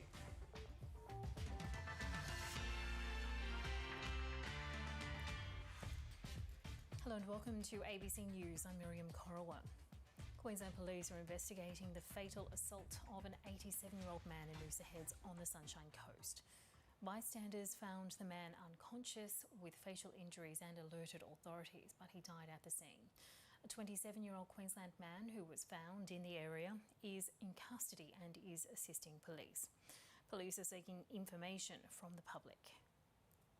It is concerning for a male person going out on a walk on a Sunday morning that he has sustained these injuries and tragically died from it. Any injury, any death is of a concern to the Queensland Police. A South Australian prisoner has been killed at a jail in Adelaide's northern suburbs. Police have charged a fellow inmate with his murder. Reporter Candice Prosser is at the scene. Police and emergency services were called here to the Yatala Labor Prison in Adelaide's northern suburbs late yesterday afternoon. The Department of Correctional Services has confirmed there was a critical incident here at the prison which resulted in the death of a prisoner. Paramedics tried to revive the man, but the 52-year-old died at the scene. Police have declared his death a major crime and have now charged a 33-year-old inmate with murder. Well, deaths in prisons as a result of inter-prisoner violence are actually quite rare. We haven't had one in South Australia since the 90s. So these don't happen very commonly in Australia, but nonetheless, because of how rare they are all investigated with a great degree of detail, and Major Crime are currently doing that. No further details have been released about the circumstances of the man's death. Being a death in custody, there will be a mandatory inquest in the future. The criminal investigation is being conducted by major crime detectives with the help of forensic examiners and police corrections officers who have all been here at the scene. The 33-year-old inmate is expected to face the Adelaide Magistrates Court tomorrow. Coalition frontbencher Bridget McKenzie says she was aware of rumours surrounding Senator David Van and backs Lydia Thorpe's use of parliamentary privilege to call them out. Senator Van quit the Liberal Party yesterday after multiple allegations of inappropriate conduct. Opposition leader Peter Dutton last week expelled Mr Van from the party room and called on the senator to resign from Parliament. Senator Van denies the allegations and claims the party has denied him natural justice. National Senator Bridget McKenzie says Peter Dutton has acted decisively on the issue. As soon as Senator Thorpe made those allegations on the floor of Parliament, it was referred to the President, which was absolutely the right thing to do. And then following a second allegation being raised, the leader of the Liberal Party threw this senator out of the party. Now, I think there was a lot of cheers silently across parliamentary offices with such decisive action being taken by a leader. We know that both the Labor Party, One Nation, the Greens, the Liberal Party, all political parties have faced these type of internal challenges over the recent past. And for a leader to be so decisive, I think, was a testament to his strength of feeling around these matters. The Senate is expected to pass legislation tomorrow that will trigger a referendum on an Indigenous voice to Parliament. Polls in recent weeks have shown declining support for the Yes campaign. But the Federal Minister for Indigenous Australians, Linda Burney, remains confident the community will support the voice. Tomorrow is a big day in the Parliament. The Constitution Alteration Bill will move through the Senate, and then we are off and racing in a full-scale referendum campaign. And I do have great faith in the Australian people. There have been renewed calls for Australians to get the latest COVID booster shot amid a new surge in infections. There were almost 200 deaths from COVID in the past week, while over 21,000 new cases were reported across the country. There's been particular concern for older Australians, with only 52% of eligible residents in aged care homes receiving a booster this year. The Older Persons Advocacy Network has expressed concern over these numbers. They're urging people to stay up to date with their vaccinations. A rebel attack on a school in western Uganda has left almost 40 people dead, most of them teenage pupils. Police are hunting the attackers, Islamic militants based in the neighbouring Democratic Republic of Congo. He survived, but has to live with the horror. The community stunned by this brutal attack against children. Targeted in their dormitories, the militants set fire to the boys' residence. The girls were hacked or shot to death as they fled, some abducted. Those who escaped still in shock. Schools are an easy target, but this was the worst attack in years. There are angry questions. If they are telling us the borders are secured, security is tight. I want the security to tell us where they were when these killers came to kill our people. The military drove the rebels across the border decades ago into the eastern Congo, but it didn't defeat them. They're now linked to the Islamic State group. Security is a collaborative work. Why do you people keep quiet when you see strangers? Right now, we have deployed planes in various places to hunt them down. It's an alarming escalation and an unbearable tragedy. Russian leader Vladimir Putin has welcomed an African delegation looking to broker a peace deal to end the war with Ukraine. Mr. Putin told delegates that improving ties with African countries was a priority, but that elements of their peace plan were misguided. The African delegation met with Ukraine's president yesterday in Kiev and was forced to take cover in a bomb shelter as Russian ballistic missiles hit the city. South African President Cyril Ramaphosa says negotiating peace between the two countries is a global effort. This war is causing a great deal of instability and harm to various countries around the world, and we as African countries are feeling the impact of this war. Top US diplomat Antony Blinken has touched down in Beijing on a high-stakes mission to cool tensions with China. The first visit of a US Secretary of State to China in 5 years. Mr. Blinken is expected to meet his Chinese counterpart and possibly President Xi Jinping. But there are dim prospects for any breakthrough, with a long list of disputes between the world's two largest economies, including the shooting down of a Chinese spy balloon over the US. US President Joe Biden says he hopes to meet with President Xi in the next few months. Australian Prime Minister Anthony Albanese is also expected to meet China's leader this year, but a date has yet to be set. King Charles has been given a royal salute as he took part in his first official birthday parade as a sovereign, continuing an annual event that dates back to 1760.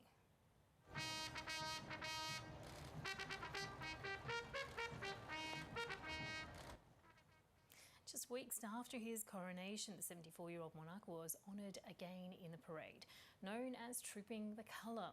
He then rode on horseback, reviving a tradition which his late mother Queen Elizabeth gave up in 1986. The King later appeared on the balcony of Buckingham Palace with the rest of the royal family and was given a fly pass by the Royal Air Force.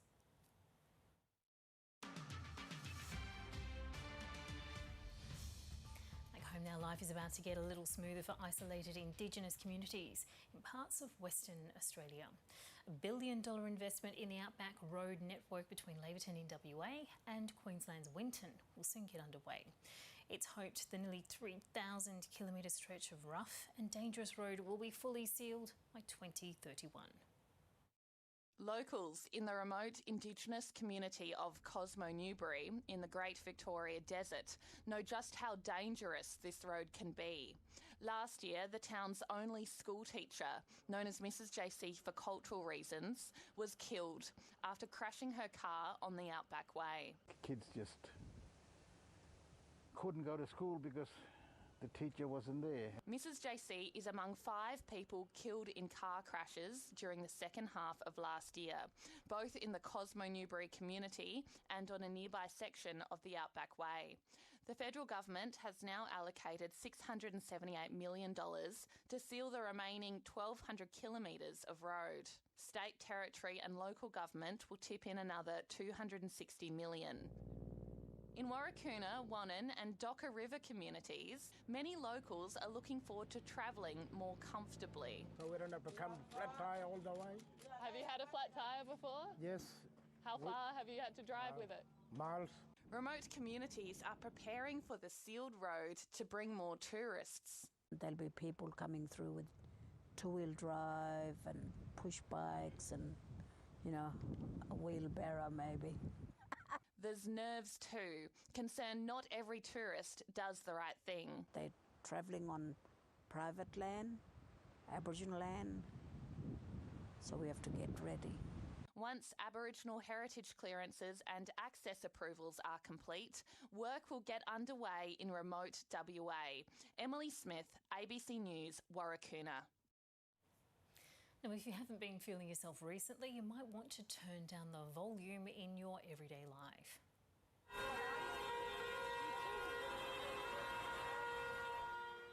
Our daily soundtrack of things like planes, buses and construction could be contributing to increased levels of cardiovascular risk and hypertension. Professor David McAlpine says our health will continue to be impacted by the noisy world around us. Our problem is we don't have earlids. We've got no way of actually switching off the sound we have. And our listening brains are always awake even when we're asleep. And that's the real problem. We're always alerted to sounds. And as our noisy world gets noisier, that's impacting on our health. We evolved that way. We need to know the saber-toothed tiger creeping up on us. We need to know the sound of the barbarian at the gate. We need to know when we're asleep that the baby's crying at 2 in the morning. So it's a natural stress response that gets us alert, gets our juices flowing, if you like, our adrenaline, our heart rate, and that goes up. But if that's happening 12 times a night because they're building work next door or they're on the traffic and infrastructure programs, that's when it becomes a problem. Well, if we think about our stress response, as I said, there are those hormones, the adrenaline, etc., that gets us going, and that's a good thing if we need it. We need to be alert. But what happens as any stressor, so whether it's cigarette smoking, too much alcohol, diet, not enough exercise, there's pressure put on your blood vessels, and that increased stress that you get from the sound is actually having the same effect. It's tightening your arteries, it's making your heart work harder, and you get the heart attacks or stroke, things like that are essentially associated with that stress response. So that's a really important point because we do think about hearing health a lot, and particularly in Australia where it's a big issue and it's well known. The non-hearing health things are related to the level of sound or the intensity of sound. And there are 2 issues. One, when you have about 60 decibels of sound, which is about conversational level, if you have a decibel over that, every decibel over that, there's a 1% increase in heart attacks and other cardiac incidents because you simply can't adapt that out. And the other issue is that if someone says, oh, the average sound level in your house is 50 decibels, you think that's okay between 10 and 6 in the morning. But if it's spiking between 40 and 60 decibels because the jackhammer goes off 10 times a night, you're going off 10 times a night as well. That's stress. The regulations we've got, the noise at work regulations are there and they have been there for a while. The noise at play regulations don't exist, so you're already damaging your hearing when you go to a nightclub, and we know that's a big problem. But it's that bleed through into the rest of our lives as we increase the density of our cities. We're bleeding through sound into other people's lives that really they can't get rid of. The Torch Project is a cultural initiative harnessing the power of art to support First Nations people with experience in the Victorian prison system. Their aim is to reduce the rate of reoffending by nurturing exploration of culture and identity. I'm Daniel Church. I'm from Darug Country, Gabriel Glen, Liverpool. And I'm a part-time artist and full-time dad. The last 20 years I've been in the system, and probably 16 of that I've served inside. It's been a long time, like half my life, and I've found the torch only just recently, probably in the last 3-4 years. The Torch program goes into all the prisons in Victoria and provides art, cultural and arts industry support to First Nations men and women whose lives have been impacted by the criminal justice system.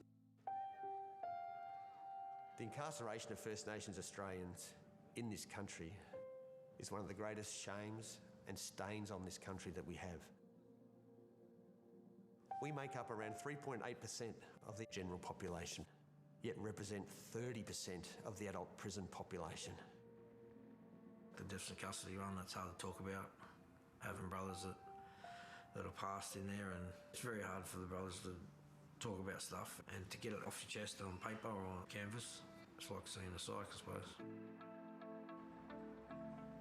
And I think the important aspect of why this program's so successful is it has been developed by the community for the community. And voices have been listened to build the program. Over the 12 years, there's been so many inspiring stories of change, and Daniel's story is a very powerful story of transformation. I was doing carvings during the day, and then at night, locked in the cell, I'll be painting, assist an escape. You forget you're in jail.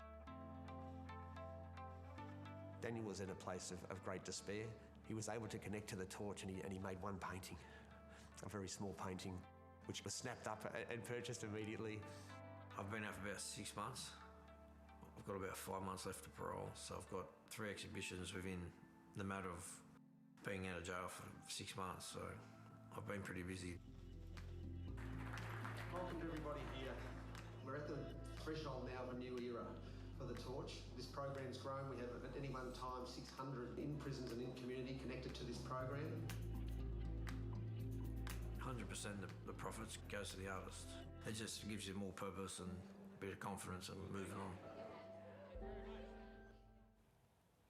They're one of Australia's iconic birds of prey, but each year endangered wedge-tailed eagles are killed on power lines across Tasmania.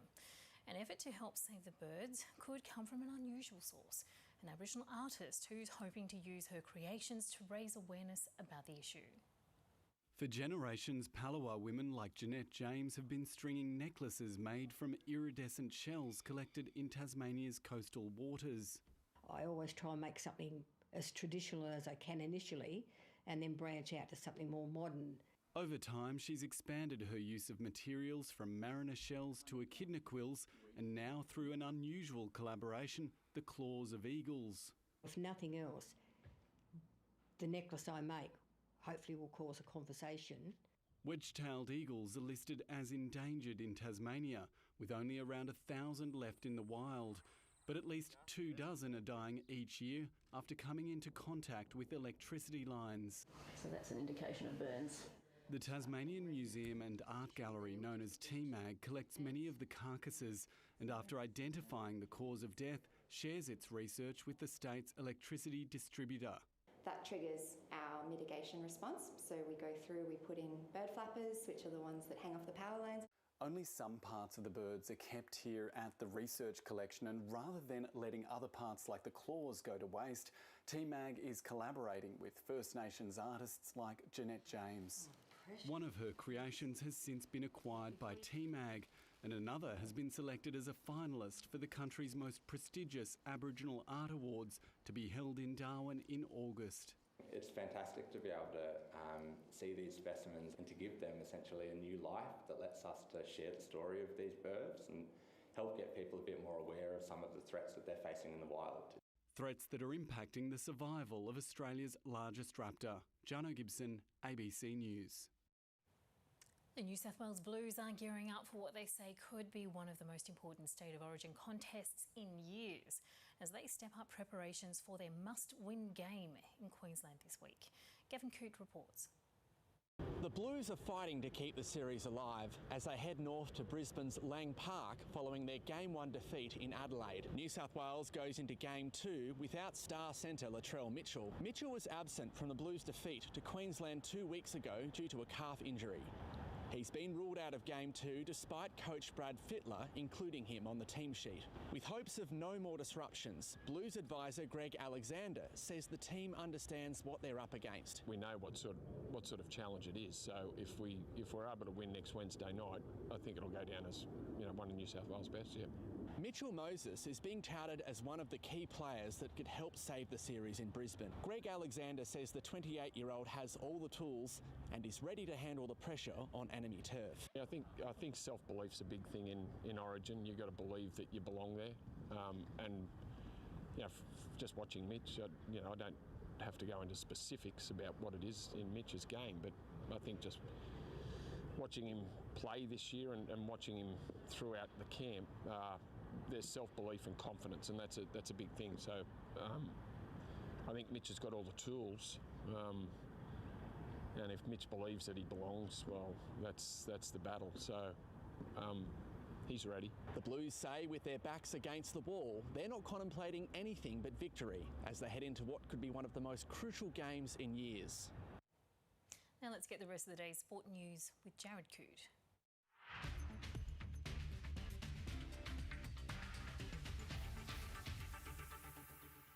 The Australian cricket team will resume the third day of the first Ashes test against England in a solid position at Edgbaston in Birmingham. Australia is 5 for 311 in its first innings, trailing the home side by 82 runs. Was when Khawaja starred with his first century in England, an unbeaten 126, while Alex Carey is also not out on 52. England paceman Stuart Broad and spinner Moeen Ali took 2 wickets each. I'm getting sprayed by the crowd as I'm walking out there today, and as I'm going to the nets, that I can't score runs in England, so I guess it was just a bit more emotional than normal. I feel like I'm saying this all the time. Same thing happened in India. Not that I have a point to prove, but it's nice to go out and score runs for Australia, and yeah, just to show everyone that the last 10 years hasn't been a fluke. Red Bull's Max Verstappen has secured pole position for the F1 Canadian Grand Prix. In what was a wet qualifying session, Verstappen was more than a second quicker than his nearest competition, beating out Haas Nico Hülkenberg and Aston Martin's Fernando Alonso. Hülkenberg, however, will start from 5th on the grid due to a grid penalty, with Lewis Hamilton moving up to 3rd. Australian Oscar Piastri will start from 9th for McLaren after crashing in the final qualifying session late in the day. Richmond has claimed its 6th win of the AFL season after beating St Kilda by 20 points in a close contest in what were wet conditions at the Melbourne Cricket Ground. Richmond outscored the Saints 14 points to 1 in that final term to secure the win in what was Trent Cotchin's 300th AFL game. Cotchin celebrated with 2 goals and 29 disposals. Meantime, GWS humbled Fremantle by 70 points in Saturday's only other game. Jake Riccardi was in stunning form for the Giants, scoring 5 goals in the 106-36 victory. In rugby league, the Melbourne Storm has won its 9th match of the NRL season, beating the Tigers by 28 points to 6 at Campbelltown Stadium in Sydney. Will Warbrick scored 4 of the Storm's 6 tries to help his side to victory. That result means the Tigers remain rooted at the foot of the ladder, while the Storm move level on points with tabletoppers Penrith and Brisbane. Earlier, the Parramatta Eels moved inside the top 4 with a 34-4 victory over Manly, and the Roosters beat the Knights 18 points to 16. In the Super Rugby Pacific competition, the Brumbies have lost by 19 points to 6 to the Chiefs in their semi-final matchup in Hamilton. In a tight match, opportunities for both sides were extremely limited throughout the match before Brodie Retallick scored a late try to seal the win for the host. The Chiefs will now host 11-time champions, the Crusaders, in the competition final next Saturday. Molly O'Callaghan has won a spectacular gold medal in the women's 100 metres freestyle at the Australian World Championship Trials in Melbourne. In a nail-biting finish, O'Callaghan finished ahead of Emma McKeon by just 0.04 of a second to claim gold, with Shanna Jack taking the bronze. World champion Zach Stubblety-Cook cruised through the 200-metre breaststroke final with ease as he prepares for his Olympic defence in Paris. Meanwhile, 19-year-old Sam Short produced a dominant swim in the men's 1,500-metre freestyle, finishing over 20 seconds ahead of second-placed Elijah Winnington. Dachshund owners are rejoicing in Melbourne's southeast after breaking a Guinness World Record today for the largest dog walk by a single breed. Courtney Withers reports. I'm here at Point Ormond Reserve in Melbourne's southeast this morning, witnessing history being made. The Devoted to Dachshunds Rescue Group have successfully broken a Guinness World Record for the largest dog walk by a single breed. Now, they take this title from a UK group called Beaglelandia, who broke this record back in 2018. Now, they had 1,029 beagles, but we definitely have broken the record here today. Event organiser Adele Gullick says they well and truly have broken the record. They just need to count the amount of sausages that were at this walk here today, and they will get that number throughout the day. Now, everyone had to donate a gold coin donation, so those funds are going towards the Dachshund Rescue Group to help Dachshunds in need. It's for a really good cause. Dachshund Rescue, a lot of people don't realise that Dachshunds actually are surrendered a lot, and there is a lot needing homes right now, and Devoted to Dachshund Rescue has so many on their books. A lot of them need surgery, and so any money raised goes towards helping them get their surgery and find new homes. So obviously an electric atmosphere here today. Adele also said there were strict conditions imposed upon this record attempt, including photos and drone footage and independent reviewers, to make sure that this record was legitimate with Guinness World Records as well. But obviously very exciting here this morning in Melbourne's southeast, as a Guinness World Record has been broken by a group of sausage dogs.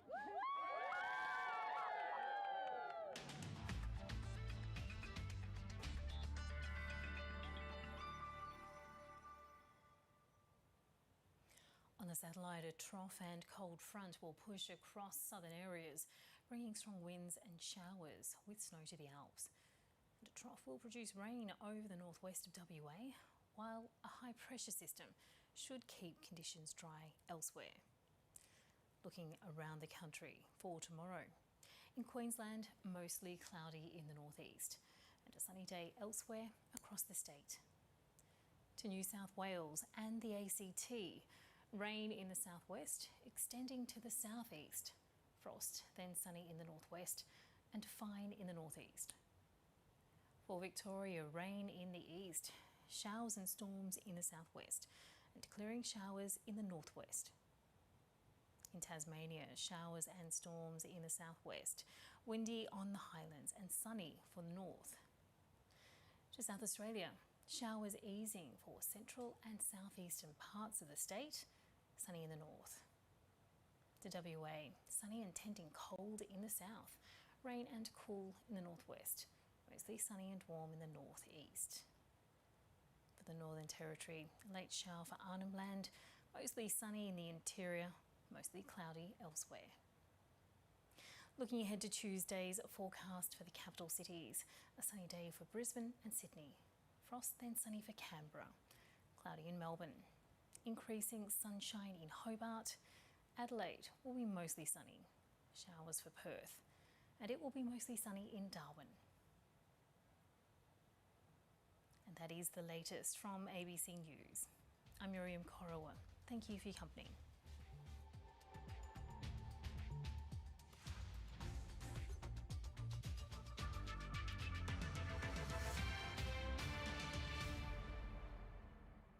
This was a grave national security breach, the extent of which is hard to fathom. Australia's greatest untold spy story. Oh, we got a spy inside ASIO. There was kind of like, wow. Somehow, somewhere along the line, something snapped. This guy flew under the radar. The explosive investigation. It will shock many. Australians are owed an explanation. What was your reaction when you learned that there was a traitor? Hate? The mole hunt is never over. Four Corners, tomorrow, ABC and ABC iView.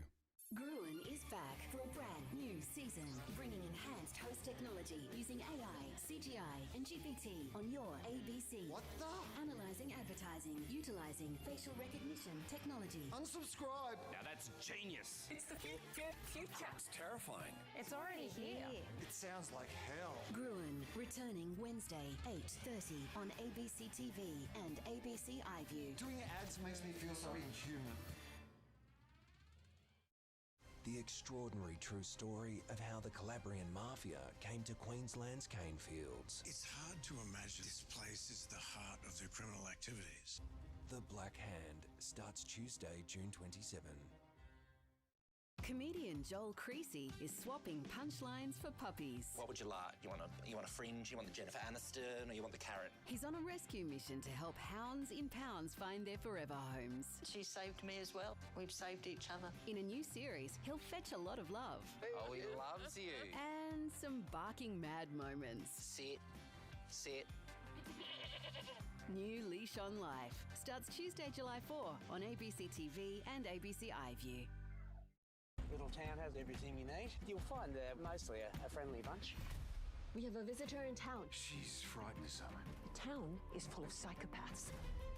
Bay of Fires starts Sunday, July 16. What a goal for the Matildas!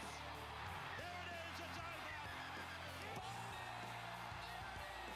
Does the streak continue? It does! That is unbelievable. That is fine. It's coming home, back where it belongs.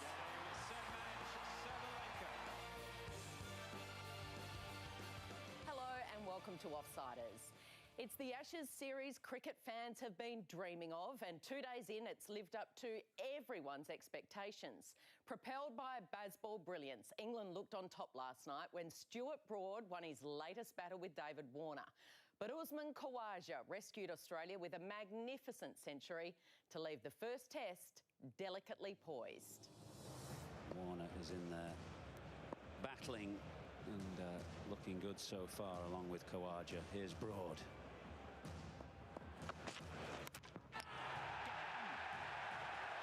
huge Edgbaston roar greets the first wicket for Broad, and it's Warner.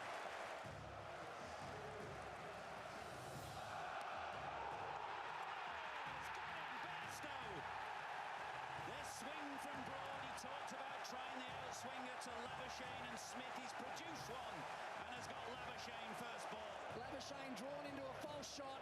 What a catch. What a catch, Johnny Bairstow. Huge moment in this game. Oh, great shot. And he's just shimmied down the ground and smashed it for six. Does it once, does it twice, straighter this time, and the pressure is being pushed back onto England. Opens the face as easy as you like, and the celebrations tells you everything. 15th Test match 100, the first in England. What a couple of years he's had in Test match cricket. You can see what that 100 means to him. So Usman Khawaja is not out 126 at the crease. Australia 5 for 311. And of course, that's in reply to England's declared 8 for 393. Our panellists this morning, Corbin Middlemass, Belinda Clark and Ryan Hoffman. Corbin, so much anticipation. Are you just loving it? Oh, it's been compelling cricket. Yeah, and for every reason why we thought leading in, you've got the world champions who are the best in the world at Test cricket at the moment up against this baseball phenomenon. And I think a lot of people, probably that only follow cricket through the prism of the Australian team, are sort of thinking, oh, OK, baseball, what's that all about? Is it just teeing off in Test cricket? Well, it's so much more than that. It's about tactics and the sort of making the move that the opposition isn't expecting at any one time. And we saw a whole heap of that last night. 7 different bowlers used by Ben Stokes in the first 31 overs. We saw Harry Brook bowling the 15th over of the innings. There's a whole lot to chop up in the next half hour. Belinda, I reckon the best bit was Warner and Broad, and he had the headband on. It was like 2 boxers in a boxing ring. I mean, I know cricket is about more, but all eyes are on these two, and it was a cauldron-like atmosphere, and it didn't take long for him to strike against his bunny. It's a bit like Shane Warne and Daryl Cullinan, and who were you saying, Ryan? It was like... I was saying Curtly Ambrose and Steve Waugh going back a few years. But what did you make of this? And here he is. Look at Broad. There was a great nemesis when he came out here a few years ago, and he's firing them up, and he strikes with Marnus. Yeah, amazing. And he, I mean, he's so durable, isn't he? He's been around for a long time, and he's been working on that outswinger that he got Marnus, and he's been working on it for Steve Smith as well. But Steve Smith fell in other circumstances. But amazing bowler, and really put England in the box seat. So his 9th time, Ryan, in 11 innings that Broad has dismissed Warner in England. The talking point heading in was, will Warner survive this Ashes series? How far will he get through? And then Dave Warner said, I'll take the heat off myself and declare I'm going to farewell Test cricket at the SCG over summer. Will he get there? Look, it's a long series, the Ashes series. Look, you'd love to see him get there. You'd love to see him. He's been a fantastic player for Australia. You'd love to see him get there. But look, I'm a bit concerned for his place, whether he can hold on to it for the whole series. What does he need to do in his second dig to save his Test career, Belinda? Because he's had 1 century in the last 2 years. He's averaging 28 in Test cricket. Yeah, and he's struggling in England, and I think that's his biggest challenge. He came out at the beginning and said he needs to be more positive. He was more positive and he got out. So he's now got to work out what's the tempo that I need to play at to wrestle the game back into my control. If you're a selector, do you pick him for the second Test? I'd like to see what he does in the second innings and how the rest of the game pans out, because Australia, if they are too defensive in this series, it's going to walk away on them really quickly. So they're going to need to be agile and keep thinking on their feet. It couldn't have gone much worse, though, from a Warner perspective. Bad shot. It's Broad that gets him. It triggers a mini collapse where Labuschagne falls very next delivery. It sort of felt like all these things that, for David Warner in particular, that's the last thing he would have wanted to start his series in that fashion. So that was the bad news. The flip side, the good news, Australia was 3 for 67, as he said, looking really shaky. And in strolled Uzi Khawaja, just when you think you can't love him anymore. He'd never made a century in England. Belinda, this was, I mean, it was just beautiful. And look at this celebration. I love how he didn't, the relief is there, but then he throws the bat in the air. It almost hits him in the head. I mean, this is just the emotion pouring out after a long, long time. Yeah, it's almost like the mic drop, isn't it? It's a batter's version of a mic drop. But such a great guy, and he's fought back a number of times into this team. And I'm just absolutely thrilled for him. He's found his place. Yeah, dropped 7 times in his career, twice in England previously, hadn't had success in that part of the world. And it feels like he's very much got these 2 chapters of his Test career, sort of before and after, since his recall at the start of last year. And it felt like the first part was all about what he can't do. And nowadays it's very much about what he can do, which to see him at this stage of his career, 7 Test hundreds now since his recall, all different parts of the world and where he's been able to get them. So, yeah, he's as popular a member that there is in this Australian cricket team at the moment. Yeah, look, and it shows great resilience. You took words out of my mouth. His resilience to get himself back into it. But what I like is that it set him up for the whole series now. It set him up for the whole Ashes series. And he's going to be a key point, because if David Warner's not getting runs, you need someone to step up. And game 1, Usman Khawaja has stepped up. Well, we wish Gideon safe travels last week. And remember, I told him to pack a nice shirt. I'm not sure he got the message. But he's in Birmingham alongside Alison Mitchell. And they filed this report just after stumps on day 2. Hi Kelly, and welcome to Edgbaston. We've had 2 fascinating days of Test cricket here, both in completely different moods. The first day, 407 runs at 5 runs and over. Today, 297 runs at 3.3 runs and over, much more orthodox. And at the end of it, we've achieved a state of almost complete parity in the game. It's beautifully poised, with Australia with a well-established stand late on the second day, having rebuilt some of their earlier structural soundness. Still slightly behind on the scoreboard, but with 2 batsmen well established. Ali, was it Australia's day or was it England's day? Hi, Gideon. Hi, Kelly. Hello, everyone. Do you know what? That was the question I put to Travis Head at the close of play, and he didn't answer it directly. He said, well, it was a battling day. I feel as if Australia will be the happier at the end of the day's play. If you consider the way the day started, Stuart Broad getting those 2 wickets in 2 balls, the position that England were in at that stage, the crowd were behind Broad. But then what happened when Khawaja's innings began to take hold, and he was the picture of calmness, wasn't he? And the missed chances that came throughout the day, Bairstow, the missed stumping, the missed catch, and then Stuart Broad with the wicket off the no ball was key, wasn't it? Because at that stage of the evening, you could well imagine if Khawaja had fallen, the Holly stand would have lit up, everyone would have been behind Broad. It would have been a very uncomfortable last, half hour of the day. Yes, if Bairstow had taken that catch and Broad had taken that wicket, then Australia would have been 120 behind, with only quite a long tail to come. As it is, there's nothing quite so frustrating as a self-inflicted wound. So England will feel as though their performance tailed off badly during the day. And I do wonder a little bit whether this is the flip side of Bazball. Bazball kind of encourages grand sweeps. It discourages players from sweating too much on the small stuff. Things like zero tolerance of no balls and precision wicket keeping, they're the kind of things that might slip naturally by the wayside when you're dealing with, when you're trying to come up with a forgiving and exciting and vibrant culture. Well, we saw with the way that Stokes got out yesterday that almost that's his message to the rest of his teammates to say, it's okay, I play these kind of shots, I get out, it's all right. So that the culture does go through. I suspect England aren't sweating too much over the no balls. Their attitude will very much be, these things happen, we come back tomorrow. Australia are still behind on first innings. We'll have fresher legs because the bowlers will have had a rest. We'll come over and we'll knock them over tomorrow. But Alex Carey is also playing exceedingly well, isn't he? But we've got to talk about Khawaja because he was just, again, almost on another planet, wasn't he? With the chaos happening around him when those wickets fell early. And the remarkable thing about Khawaja is that you know, his record in England was so poor coming into this Test match. This is his 8th Test match in England, spread over 10 years.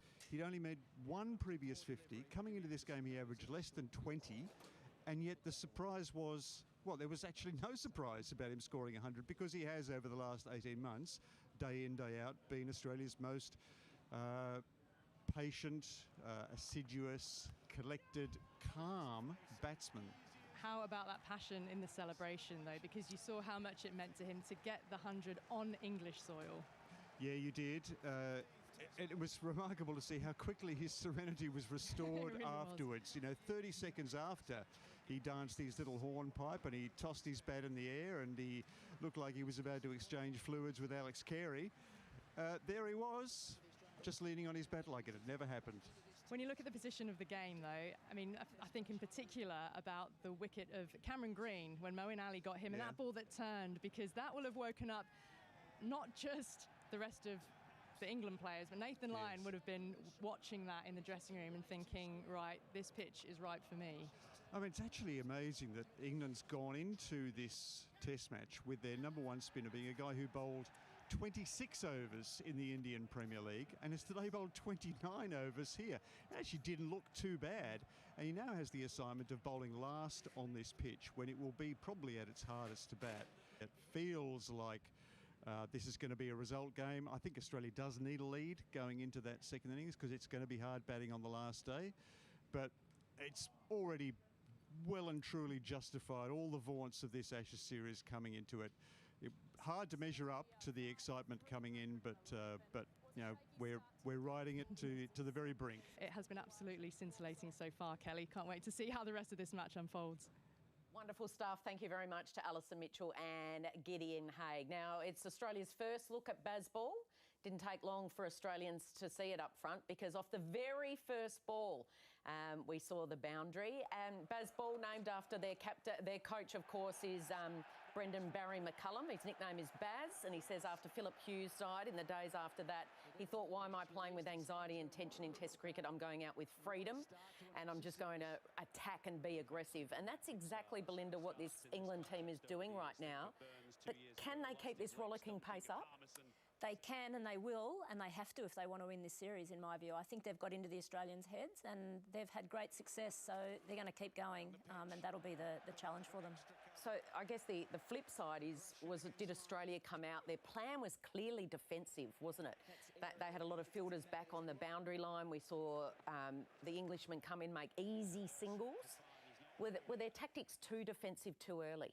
I think they've obviously done a lot of work, analysis, and to get that to a point where they're happy with it. I think they'll be changing it because it just was too easy. I don't think the English fell into the trap of trying to clear the boundary when the singles were on offer. So here they are, Corbin. You can see a couple of sweepers out. This is Root's first ball, I think, and just a quick, easy single. Yeah, so I didn't mind it as much. I felt like clearly they were conscious of sort of England letting them get their game up and going. And I think basically what they tried to do from the outset was we're not going to let them play the way that they want to play. So we're going to restrict boundaries, not let them sort of ease into the way that they want this game to look. And so I can understand sort of how they ended up with that kind of approach. So I didn't mind it too much. Can we mention the Ben Stokes wicket? We were told that he hadn't bowled all year. He's got this chronic knee. He won't bowl, and then he comes on. I think it was his second over. Steve Smith, done and dusted for 16. It did go to a review, but I think this shot it might just about sum up the Ashes series if England wins it. Look at this. That's a beautiful shot. Great vision. Yeah, captain against the leading batter in the opposition, the best batter in the world in Steve Smith. I thought it looked high. Clearly, Murray Erasmus got it right. It was confirmed on the review. And Steve Smith at the ground where he ended his Test exile 4 years ago with twin hundreds. You could see the disappointment on his face, and the Aussies were on the ropes at that stage at 3 down and had a fair bit of work to do to get themselves back in the game where they are at stumps. Okay, delicately poised. I absolutely love it.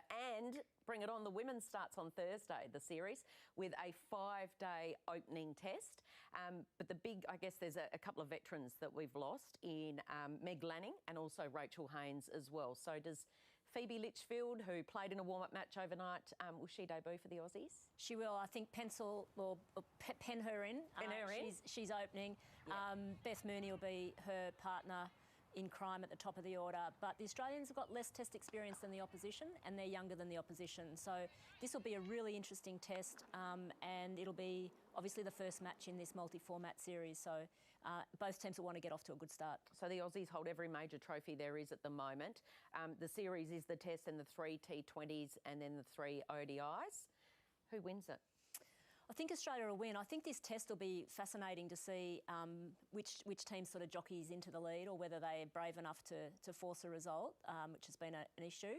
So I think Australia will do it because they'll be much stronger in the shorter formats. Okay, look forward to watching that one unfold this week. Now, in NRL, last year's grand finalists, the Parramatta Eels, had a really slow start to the season. Boy, have they soared up the ladder. They're now into the top 4, Ryan. They've won 4 in a row. They demolished Manly 34-4.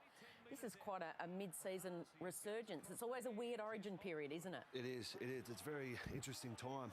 Parramatta obviously losing Mitchell Moses into the origin team. Everyone was very interested to see what they'd turn up on the weekend. It seemed to be quite a personal bit of result from the Parramatta Eels. I think some words last time Manly played against Parramatta got under the Eels' collar a bit, and I think they got some newspaper clippings and stuck them up on the mirror. The inside goss, I like it. Yeah, it was a bit personal. I think Parramatta really loved putting Manly to the sword, and as you said, they've won their last 4 straight. They've got the Dolphins coming up next week and then the bye. So, look, they can really set themselves up and start cementing themselves in the top 4. As you said, they're missing Mitchell Moses. He's been called up to replace the injured Nathan Cleary for Origin. Kicks off on Wednesday night in Brisbane. So the pairing of Moses and also James Tedesco, who we said had a bit of a stinker in the Origin 1. 2 good mates coming together. They've got the whole state on their shoulders. Can they save the series in Brisbane? I really hope so. And look, I believe they can, because this is what Origin's about. Origin's about picking yourself up when you've got your back to the wall and winning these unwinnable games. Queensland done it many times. New South Wales have done it in the past, and this is a great opportunity. Obviously, you mentioned Moses and Tedesco. They played together as juniors. They're at the West Tigers together. So they've really set themselves up for a great series. And, to be able to win a live game in Brisbane, there's nothing special, which I think could set them up for the rest of the series. I'm an unabashed Mitch Moses fan, but I feel like this is the question mark of him, isn't it? Like, he's a tremendous regular season player. He's been able to pilot Parramatta to a grand final, but on the very biggest of stages. So when it comes to Origin games, grand finals, can he get it done in those moments? Look, and that's the sign between good players and great players, isn't it? From when they go to the next level and to be able to succeed. Nathan Cleary's done it. Cooper Cronk did it for many years, Jonathan Thurston. This is a great opportunity for Mitchell Moses to really cement himself as one of the great current day halves in the NRL. Do you think he's got it in him? I do, 100%. He does. He's a confident player. I think he's matured a lot as a player. When he was a bit younger, he was quite brash, liked to argue the point a lot, but he's really matured himself into a leader. And look, he's an exciting player. Whether or not his selection was warranted, that's beside the point now. He's in the New South Wales team. We're going to support him because I believe he can do the job.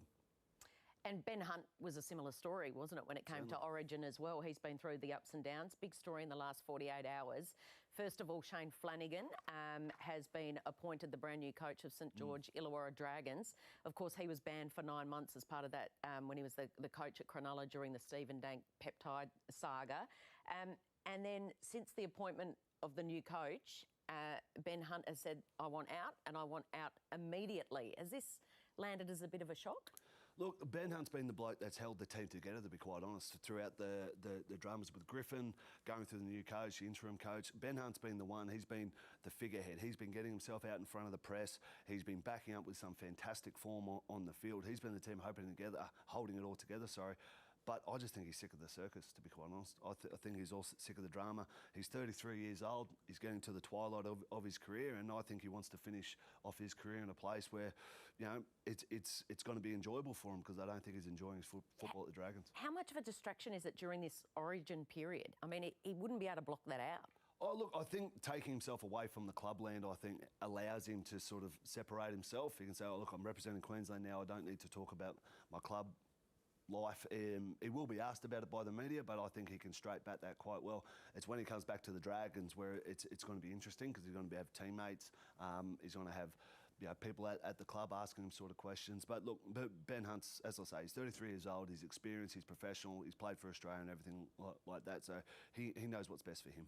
So we talk about Mitchell Moses and can he elevate himself to that champion level. Ben Hunt, who's had to struggle to get to that superstar status, and then we saw an absolute champion in the AFL last night in Trent Cotchin, who became the 6th Richmond player to reach the 300 milestone, 3-time premiership captain. I think his personal journey, Corbin, of becoming comfortable with himself and his leadership spread through the club, didn't it? Spread through the fan base. He is one tough cookie, and he kicked a couple in a big win at the G over the Saints last night. And if you look at the triple premiership captains since 2000, it's amazing that we've got 3 really in the space of 25 years. But Michael Voss, Luke Hodge and Trent Cotchin, for whatever reason, I feel like Cotchin isn't celebrated the same way as the other two. And maybe he's a bit more of a modern age guy, but for a guy that represents a huge fan base, he absolutely should be celebrated in that kind of category. He's a statesman in the way that he presents himself. Hopefully he's not lost to the game after his career ends, because I think I could see him in multiple roles inside the AFL. Pep, I mean, you're a leadership guru. You teach leadership and how to be a good leader. What stands out for you? I noticed Conrad Marshall wrote many books on Richmond during their premiership era, and one point was players were asked to pick some keywords for themselves, and Trent Cotchin described himself as strong, clear, calm and jokey were his words. But from an outsider looking in, what do you admire about his leadership? Oh, probably that he's done it from inside the pack. I mean, I don't think anyone say he's been the star player at Richmond. He's been in the pack. He's been able to manage and influence a big group of players, and worked really well with his coach Damien Hardwick to get those results. So I think amazing leader, and it's great to see people like that, you know, do well in their 300th game. There's a couple of teams looking a little bit shaky in that top 8, isn't there? The Saints are on a slide. They've got the wobbles. The Crows and the Dogs are just hanging in there at the moment. Door is very much open for Richmond, who've now won, 3 in a row. And the Giants, who absolutely thumped Fremantle yesterday. They have got a very good team under their rookie coach, Adam Kingsley. He declared at the start of the season, Corbin, the Orange Tsunami is back, and they thumped Freo by 70 points. Dockers semi-finalist last year. And is Toby Green the best player in the competition at the moment? At the start of the year, I think we said Jeremy Cameron. I had this debate on radio about sort of the biggest match winners in footy as to whether it's Marcus Bontempelli or Toby Green. I took Toby Green.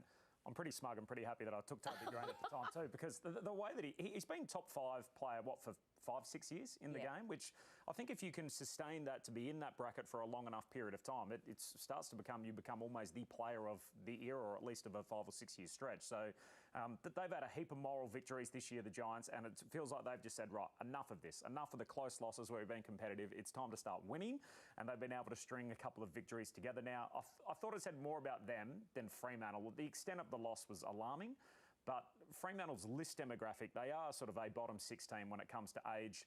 They were surprised everyone to win a final last year and finish final 6. But I think that they will go up and down as the season progresses, as all young teams do. And I still think they're on the right track, even if the year doesn't end in another finals appearance. OK, it was the last round in Super Netball this weekend, which means it's the last ever game for the Magpies. The experiment is over after 7 years. They actually had a big win over one of the top 4 teams, the West Coast Fever. So it's emotional scenes, as you would imagine, Corbin, after this.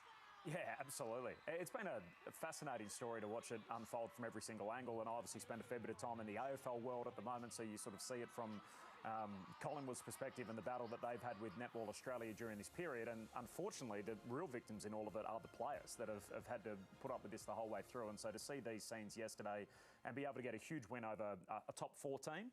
And unfortunately, in Super Netball this season, we've seen a huge divide between the top 4 and everybody else.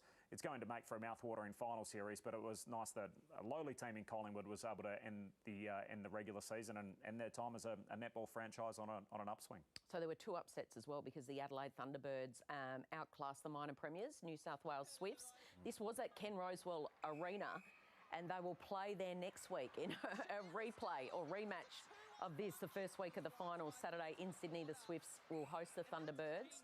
And on Sunday in Perth, it's West Coast Fever hosting the Melbourne Vixens. Remembering, of course, the grand final is here in Melbourne. So, as you said, it's all set up beautifully. Amazing to think that only one of the Fever or the Vixens are going to make it through to the last three in the competition, given where they've been in recent seasons. So, it's a really good ending. I could see any of those four matchups multiple times over and over again. And, yeah, can't wait for what's ahead in the next 3 weeks. Let's talk about the issue in netball, because this is a sport that has lurched from crisis to crisis in recent years. There was another standoff between Netball Australia and the Players Association this week, and Netball Australia basically said to the players, we want you to sign this new CBA before we actually reveal the team or the squad that's going to the Netball World Cup next month. And it went on and went on, and it was this stalemate, and suddenly Netball Australia backed down and did a bit of a backflip and said, OK, we will extend this CBA to the end of the World Cup. So that team will be announced this week sometime. Belinda, what do you think about this tactic of holding the players to ransom? I think these pay deals that are going on across sports, it'd be just really nice for them to get them done in the background and not find their way onto the front page of the paper. I think that's the first thing. Second thing, winding your players into this issue a month before a World Cup is, fraught with danger. So I'm glad they've found a resolution. Kelly Ryan's got a big job on her hands, but she knows what she's doing. She'll work her way through this. And I just hope that the team gets selected and it goes away and it does it best it can. I think it's great to see the Australian netball team and the players united in the way they are, especially with the dramas that have happened over the last sort of 12 months. It's great to see they're united as a group and they are getting the results from it, because, for me, you cannot keep that Australian dress to ransom. And I really applaud the players for standing their ground. And in Super Rugby, the Brumbies have been knocked out of the final series, so it means there's no Australian teams left in this. Next on the agenda for rugby is the Wallabies in action at the Rugby Championship starting in 3 weeks in South Africa. But all Aussies teams gone, and it wasn't how the Brumbies were hoping to finish it off, Corbin. 0-15 now in finals over in New Zealand, Australian sides against the Aussie teams. And you mentioned the World Cup on the horizon. Alan Alatoa was basically pulled out by Rugby Australia and not able to represent the Brumbies yesterday. So I feel like they've been very expansive on their run to the semi-final. A little more conservative yesterday. Part of that might have been the conditions, but as good as they were defensively and keeping the Chiefs to 19 points, they could only get 6 of their own. So much sport this weekend. We're halfway through day 3 of the US Golf Open. Yes, we are. Only 2 Aussies made the cut, though. So Minwoo Lee is there, as is Cameron Smith. So they're the only 2 that are still in contention, and both of them 8 or 9 shots off the leader. So a little way back for the Aussies, with Ricky Fowler out on top as he starts his 3rd round. OK, still both in the top 10 currently. As I said, there's so much sport. I know what you're going to say in your final tip or your observation. Tim Tszyu defends his interim title today. He's the super welterweight interim champ. He takes on Carlos Ocampo. There is a long list of cautionary tales about if you're the interim champ and you have a fight against the actual world champion, not to try and fight in between. Tszyu has done it once, past, and now he's doing it again today. So he's meant to fight Charlo later in the year. If he loses today, the whole thing goes up in smoke. Belinda. I just love watching Hayley Lewis support her son Kai in the pool, and it just goes to show how easier it is in the pool than on the sidelines, and she showed it there, and I just think that was wonderful. Yeah, beautiful scenes, wasn't it? She just sort of lost all her inhibition. She didn't realise the camera was on her and then said afterwards, oh my goodness, but it was beautiful. For me, it was watching hell freeze over last night, and that was Alex Twal scoring a try for the West Tigers, the longest drought currently in the NRL, 116 games. He didn't have to do a hell of a lot, Big Alex, but he got the ball down just to see the reaction of the players, the crowd. And I'll tell you what, it gave the Tigers a boost, because for the next 15 minutes after that, they were all over the Melbourne Storm.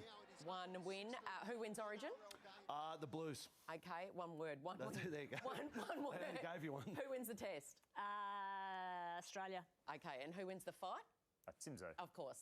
That is the program for the week. Thank you so much for coming in. Now, for all the hype surrounding the Ashes opener, it was actually another cricket story that dominated their headlines this week. A little Aussie cartoon show about a family of dogs has left millions of Americans confused, but it melted our hearts. Take it away, Bluey. Lucky's dad put everything he had into that ball. And Rusty could have smashed it into next week if he wanted to.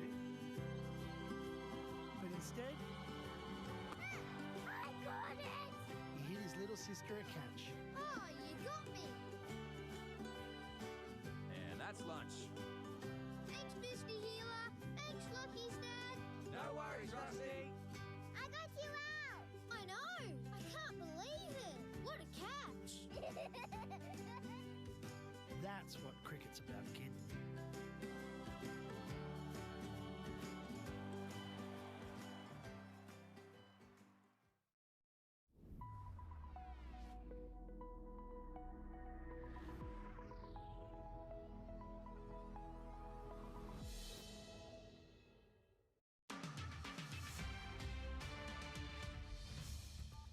Miriam Corral with the top stories on ABC News. Queensland police are investigating the fatal assault of an 87-year-old man in Noosa Heads on the Sunshine Coast. Bystanders found the man unconscious with facial injuries and alerted authorities, but he died at the scene. A 27-year-old Queensland man who was found in the area is in custody and assisting police. Coalition frontbencher Bridget McKenzie says she was aware of rumours surrounding Senator David Van and backs Lydia Thorpe's use of parliamentary privilege to call them out. Senator Van quit the Liberal Party yesterday after multiple allegations of inappropriate conduct. He denies the allegations. US Secretary of State Antony Blinken is in Beijing for the highest level visit by an American official in 5 years. He's expected to hold talks with the Chinese Foreign Minister and other top diplomats. Neither side is expecting a breakthrough in relations after years of increasing tensions. And Australian boxer Tim Tszyu has had a first-round knockout victory over Mexican Carlos Ocampo on the Gold Coast. Tszyu was defending his WBO interim super welterweight world title for the first time. Tszyu will now set his sights on a bout against the undisputed world champion American Jamel Charlo.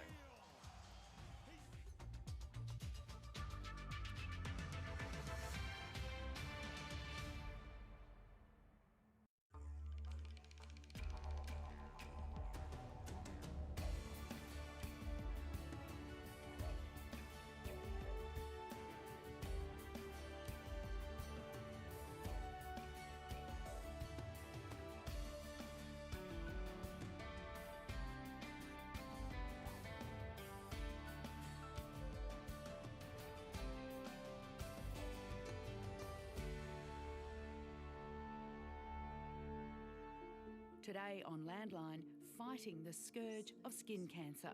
Someone is diagnosed in Australia every 30 minutes with melanoma, and somebody dies from melanoma every 6 hours, so it is a very big problem. Meet the retired Queensland cattleman changing lives in Cambodia, one calf at a time. I love helping people that I know cannot help me. The big kicker, I think, is it's all one-way traffic. But what I get out of it is a bit of this. And sealing the final stretches of Australia's Outback Way.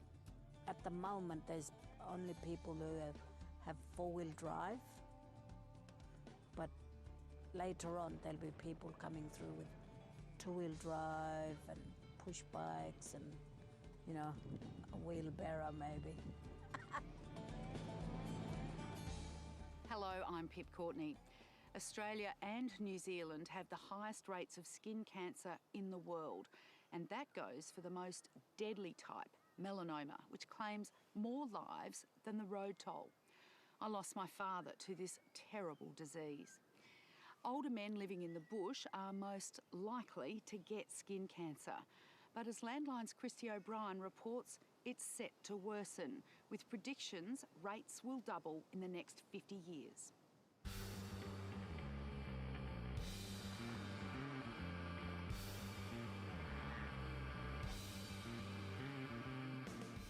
Working cattle in the north definitely has its perils.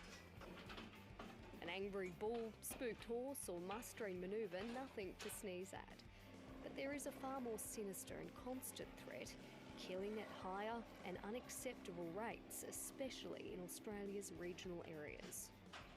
Melanoma is Australia's cancer, and that's because we've got the highest incidence of melanoma in the world.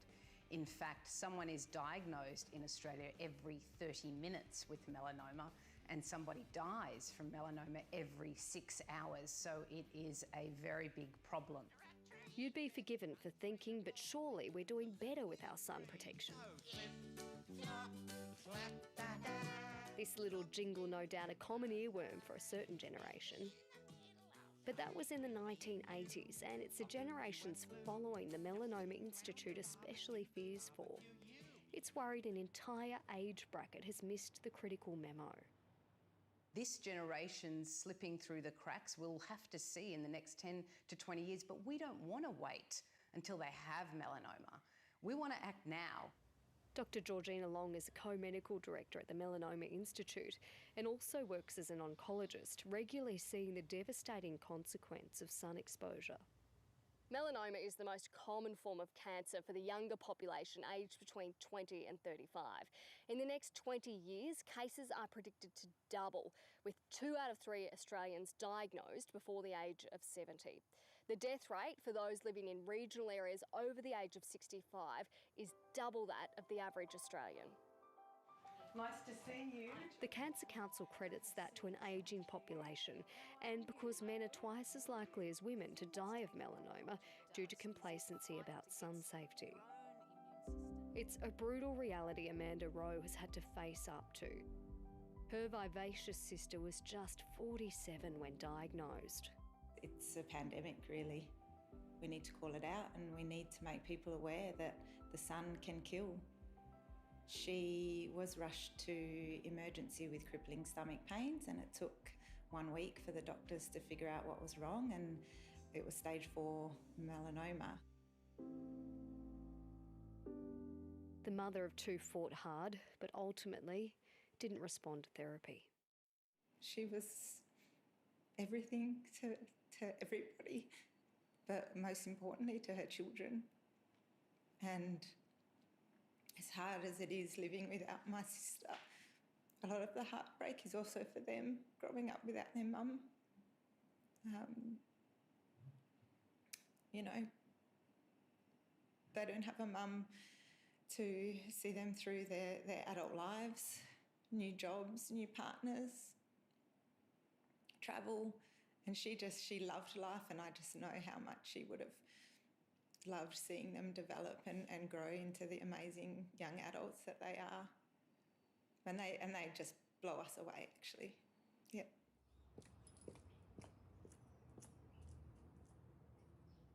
So I'm off to get a skin check today. I have the very pale Irish skin, so I'm definitely in the high risk category.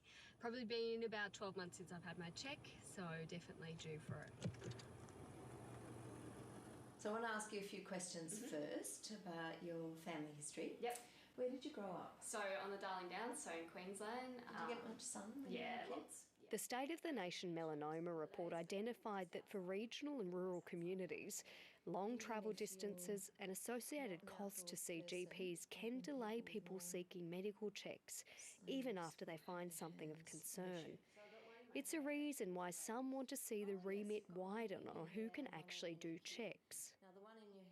I think a nurse trained in skin care, or at least doing the review of skin and highlighting concerning lesions on the skin that need to be checked out, is a wonderful way to access the healthcare system. I think there's new funding to get nurse coordination and training nurses. I think they play an immense role in delivering regional rural care, and certainly there is place, and if funding's available, I think that should be concentrated on.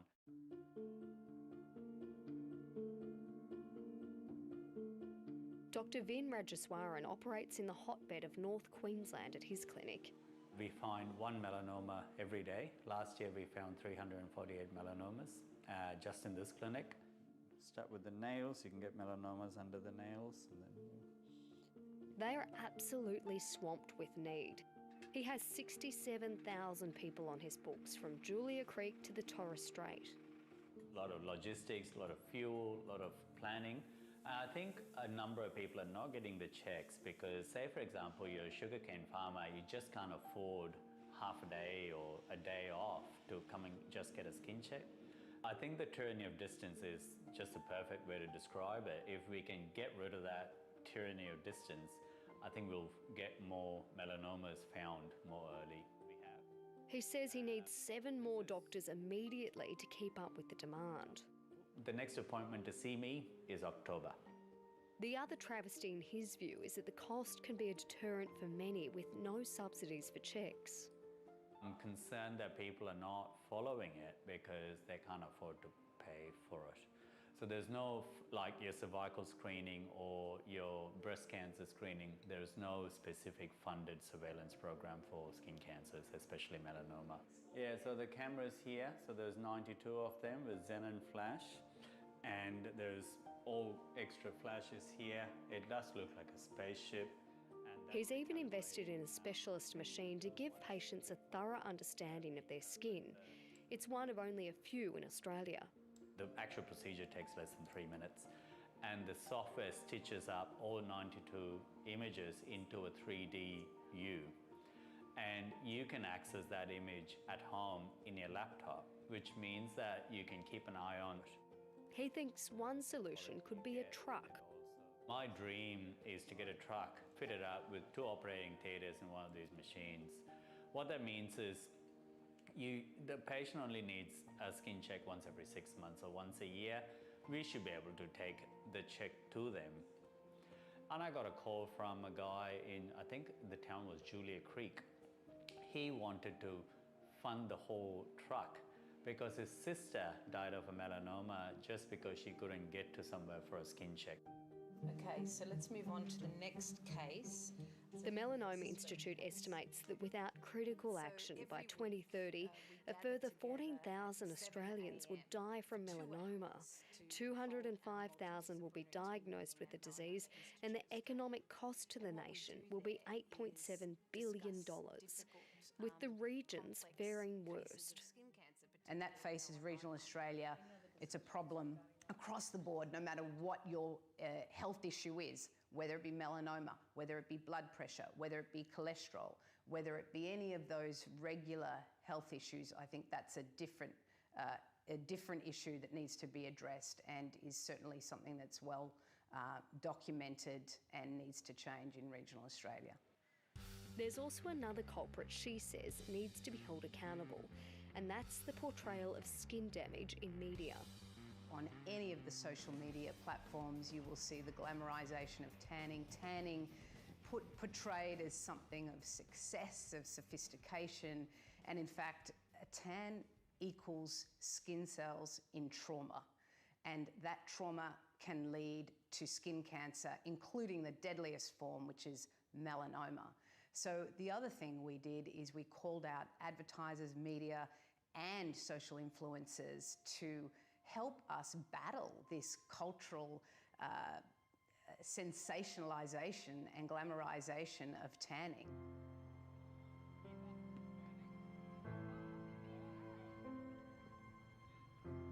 But the local cricket competition is also a hotbed for sun exposure. Here in Darwin, sun is irregular, but it's the winter sports in southern states and unintentional sun damage that's particularly concerning.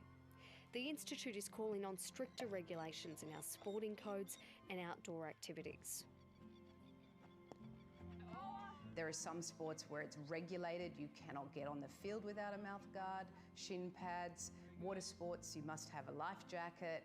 Well, we think the same needs to happen with sun exposure, not just for the sports people themselves, the athletes, but also the people on the sidelines, the coaches, the umpires. All of those people need to be aware of their sun exposure.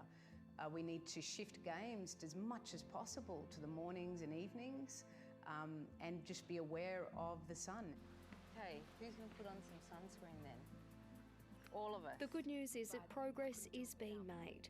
On the treatment side, we are seeing diagnosis not be so much of a death sentence anymore. With our drug therapies, we are giving long-term control to more than 50% of people who would have died within a few months, who are now living a normal life.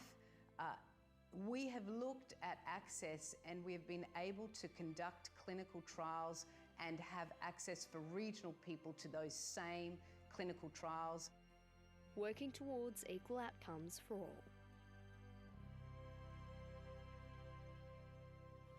Coming up on Landline, the unique charity using Australian cattle know-how to help lift rural people out of poverty in Cambodia. We lend them a pregnant cow and they then have to look after it, and when the calf is born, they own the calf. I mean, those cattle grow up and they're worth $800 to $1,000 US. So if someone gets sick, they can sell the cow, go to hospital or do whatever they need to do, and hopefully they've all got females, and if they have a bull calf, we get them to trade it for a heifer. Changing lives, one calf at a time.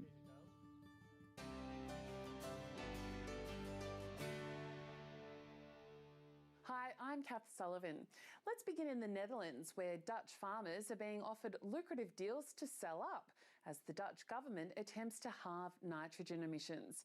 Emma Jackson is a reporter with the public broadcaster NOS based at The Hague and has been following the story. Emma, welcome to Landline. Thank you. Tell us first of all about this so-called nitrogen crisis. What is it exactly and what does it mean? Well, what it really means is that there are issues at the moment with permits. That has to do with building permits, that has to do with farming permits. People are taking farmers to court for their permits because they're saying there's too much nitrogen being emitted onto nature reserves. And really, the Netherlands isn't complying with the EU regulations that it has signed up for. So that's the acute crisis, has to do with these permits and has to do with nature reserves, which are, well, deteriorating in quality. Do farmers actually need a permit to farm? Well, yeah, everyone has a permit to do anything, really. So you have a production permit and you have a permit to have a certain kind of company in a certain kind of place. And there's all kinds of regulations about emissions. The government introduced those to comply with EU regulation about protecting nature. And at the moment, they're just not complying, which is why it's possible for environmental organizations to take farmers and government to court about this. This week, details of a government buyout have been released. Can you tell us exactly what's being offered? Yeah, so what's the offer is that the farms that emit most nitrogen onto the protected nature reserves, those particular farms are being offered 120% of their farm's worth by the government if they stop emitting nitrogen. So that scheme was just released this week. And what was very important for the farmers' organizations was that they got the government to commit to the fact that it's only for farms who want to do this. So there's no push to do it. There's no obligation, and the farms can choose to opt in to this buyout. And then there's a second buyout scheme for a larger group of farms, another 8,000. So the initial scheme is for 3,000 farms. The second is for 8,000 farms, which can choose to buy out for 100% of their worth instead of 120%. These emit slightly less nitrogen. How much money are we actually talking about? Well, initially it's like €1 billion, so it's a lot of money. But they've also said they might put that number up. It just depends on how many farms want to do this, because what they've said is they expect only farms who are close to retirement age, who are thinking about stopping anyway, to actually enroll. Our minister said on Monday that she expects maybe 20% of the farms who get the offer to take her up on it. And so they're just waiting to see how many farms are going to respond to this scheme. What are farm groups saying about this? Well, farm groups are worried, particularly because from the beginning of this whole conversation, they've been stressing that they really want to talk about the future of farming in the Netherlands and what options are open to the farmers that want to continue. And what's happened is because the policy has been made very fast and because the government is kind of under pressure because of permits being revoked, that they haven't really had the time enough to talk about the perspective for the farmers who are staying and how they're going to make a future for them. So they have promised, that later in this year, there will be special schemes for farmers who actually want fewer emissions by buying new technology. There are going to be schemes for farmers who maybe want to transition into a different kind of agriculture. There are going to be schemes for farmers who maybe want to change their farm to another place, to move, maybe away from the nature conservation area. But the problem is the government hasn't opened all these other schemes yet. They've only opened a buyout. And farmers are annoyed because they feel that, the government just wants to get rid of them. And they're worried that that's the main goal. How's this policy unfolding in the Netherlands? Do farmers feel like their concerns are being heard in the cities? Is it unfolding with a lot of opposition? What's the feeling amongst the Dutch people? Well, there's huge divides because we have seen very big farmer protests, particularly last year. Before they unfurled these schemes, it was unclear whether they were going to force people into these buyouts, which obviously now hasn't happened. And also just that feeling that farmers felt that, you want to get rid of us. That made people very angry. They took to the streets a lot. And on the other side, you do have people, as you say, in the city often who say, well, we are the biggest meat exporter in the EU. We have a very small area of land. There is a lot of pollution. There's something that needs to be done about that. But there's also a lot of people in between maybe who aren't heard as much. Farmers who are also concerned about the way that things are going and think that things should change. But the main problem is time. I mean, because everything is happening in a pressure cooker, there's just very little time for those farmers to be heard and for the future visions to develop. And I think, that's what people are worried about. Emma Jackson, thanks for your time. Thank you. It was great to speak to you. Closer to home, the global grain giant Bunge will merge with Glencore-backed Viterra to create one of the world's largest agribusinesses.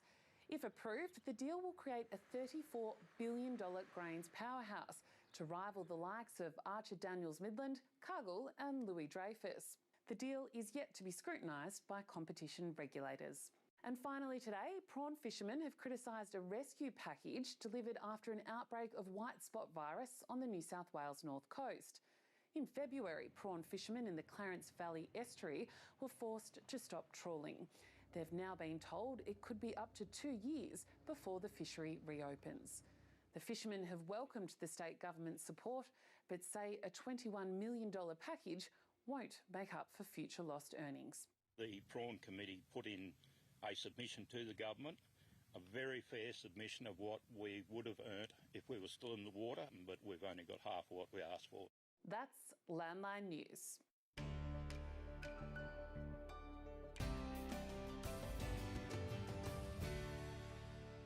It's the unlikeliest of duos, a retired cattleman and a media personality working together to alleviate rural poverty in Cambodia. The Australian charity Cows for Cambodia lends pregnant cows to the poorest of the poor.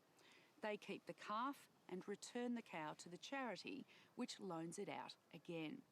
In a country where a cow is a family's walking bank account, the innovative idea is changing lives.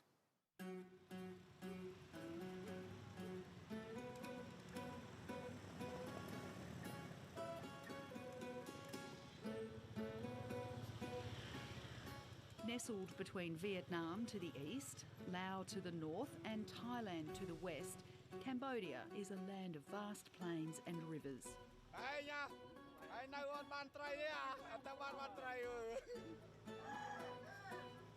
Poverty bites hardest in rural areas where 2/3 of the population live. But if you own a fertile cow, you can have a chance at a better life.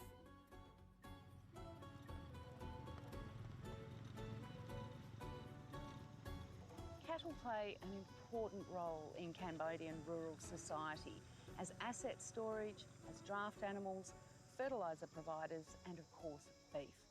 But for many families, owning a cow is way beyond their means, until now.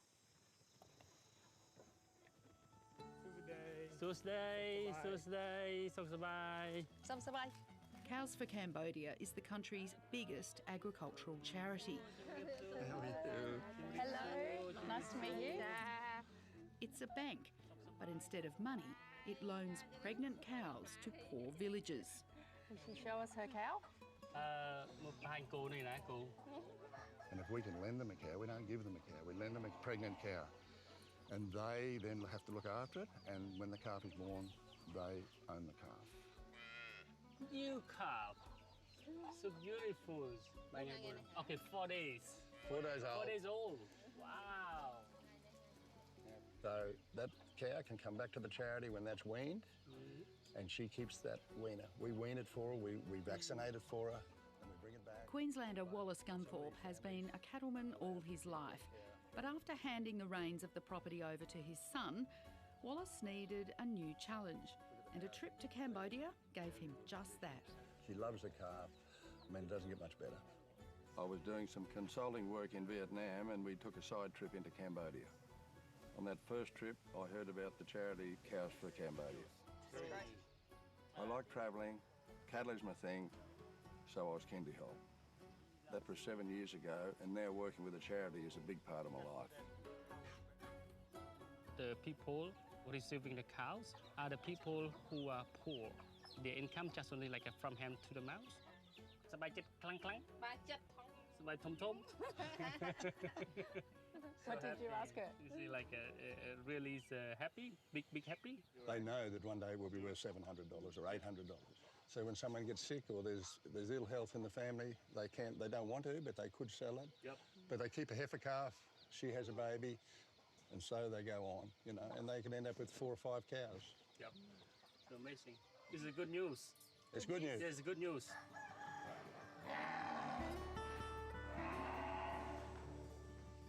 It's pretty cool to think this fertiliser actually came from South Australia, made in Australia, and you guys are going to be spreading it out on the charity farm to grow grass for the cows. The charity was started by South Australian TV and radio personality Andrew Cozzy Costello. Cows for Cambodia purely exists just to equal the playing field, and even if it's just a little bit, then I reckon we've sort of half won. One of the best feelings of my life is when we get to tell the people that they are going to receive a cow, and that sometimes their eyes well up, sometimes they're shocked. It's just crazily beautiful, and I'll never get sick of doing that. I love the fact that I'm here flying the flag for my country, and I used to be someone that was like, nah, always just donate to Australian charities and bugger everyone else. But this place opened up my heart and made me realise how wrong that is. I'm very embarrassed to have thought that. Where do you get the money from? So we rely solely on donations, so 100%. So we've had no financial help from the Cambodian government or Australian government. So you've got 80 Australian tourists here today. Yep. Are most of them donors? Yeah, definitely. These guys are seeing it firsthand, like they're living and breathing it. And they're also very, very cheap labour, free. I think that's a genius move, actually. Absolutely. Cozzy's good at raising money, but knows nothing about cattle. Could you have done this without Wallace? Nah, Wallace is like a gun. He's built the cattle shed. He's bought us my dream, which was Australian genetics. And then he rattled the tin up in Queensland and nudged a few Brahman breeders. And we ended up with half a dozen Brahmins that we've got over here for free. Oh, we just couldn't believe it.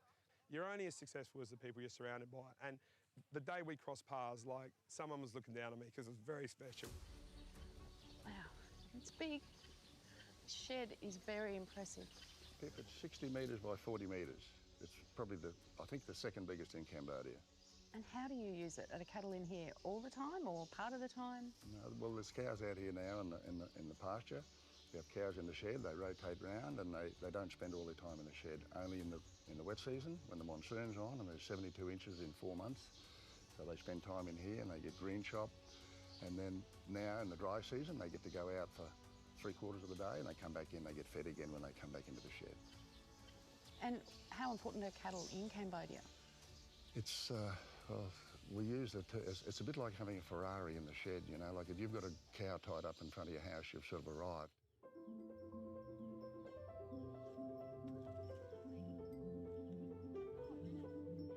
We visited just before the monsoon rains arrived.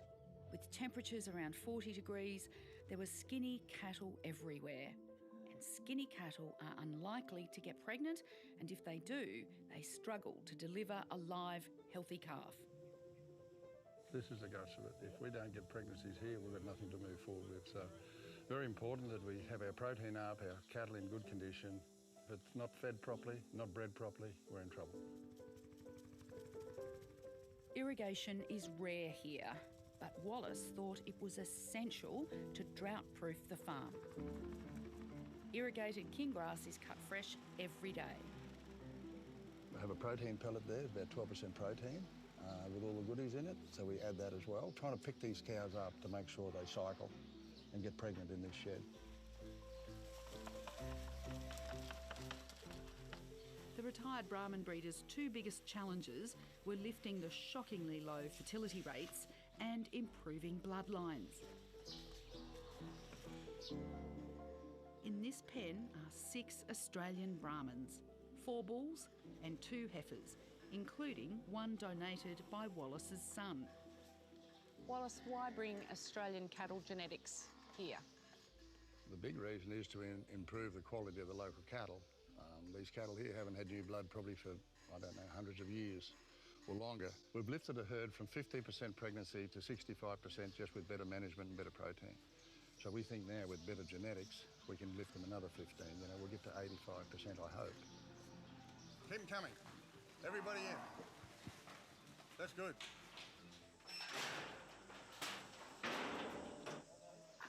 See, this cow's down in condition. She's got a little, she's had a calf off her not long ago, so she's probably not in calf.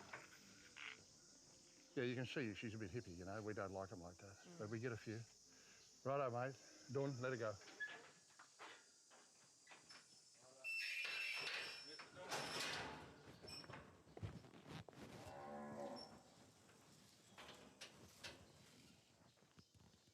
Any luck?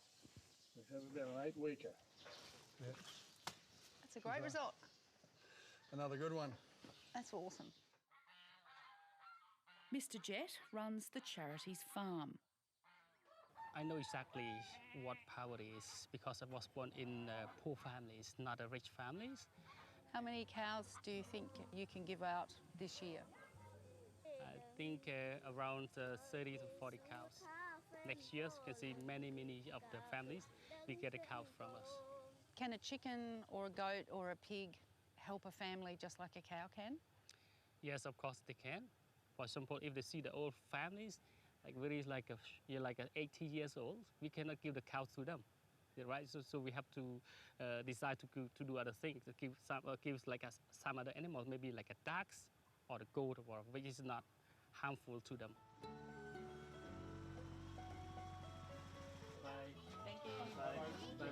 Thank you. Back in the village, there's more good news to share. Key Sock has done such a good job looking after her cow, the charity's confident a second will be in good hands with her daughter, Hai. Yes, she said yes, she will be able to look after the cow well. Yes, she always look and learn after from her mum. Hai's husband died when their baby was 10 days old. Having cows, it will change her life because she tried to make some money for her child.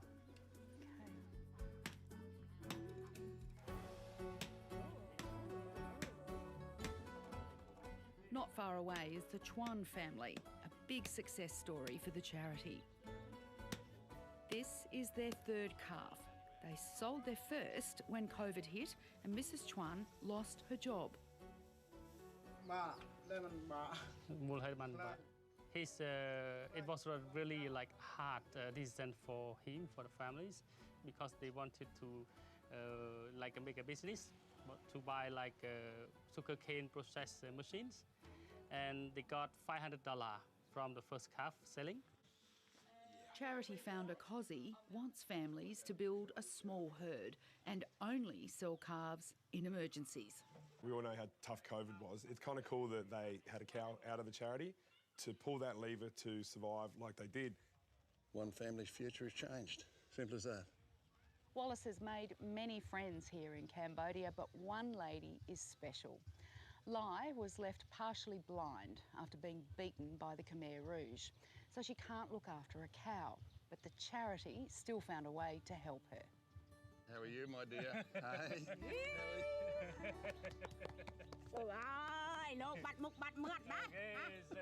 Lost your face. There's no one more disadvantaged. I mean, she's blind, she's got 10% hearing. Her husband was killed by the Khmer Rouge. They tried to kill her, and every time you see her, she laughs and she's happy to tell you the story, and she's just an inspiration.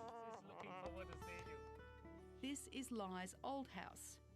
Next to it is the one the charity built. She told Mr. Jett it rescued her from a hard life and gave her a new happy one. Mr. Wallace. Today, Mr Jet and Wallace have good news. We have a cow for you and a cow for your granddaughter or whoever looks after you. Yeah, hello. Tại một xem ta ai mưa cát thì mưa cô thì mưa tí.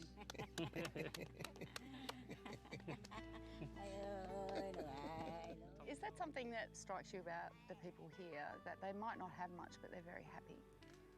They seem to be happy, and I note with that hearing aid she's got to give her that 10% hearing, the neighbours all chipped in and raised $15 so she could hear. I mean, that's pretty good community spirit. What's it like to be greeted like that? She obviously loves you. That's you're going to do it to me, aren't you?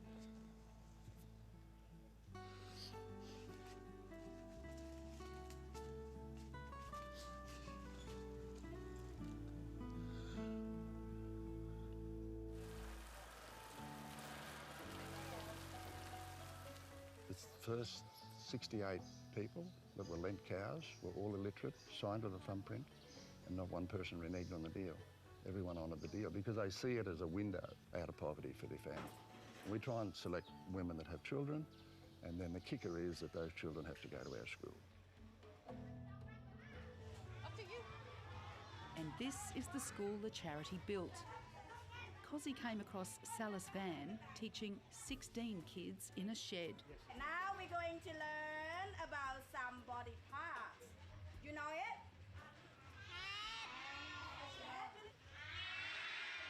The next day we came back with like pens and pencils and texters and textbooks to give them.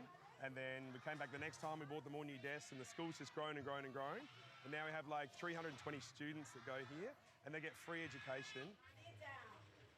I think the English is very important for all the kids. If they know English, they can get a good job in the future. Yeah.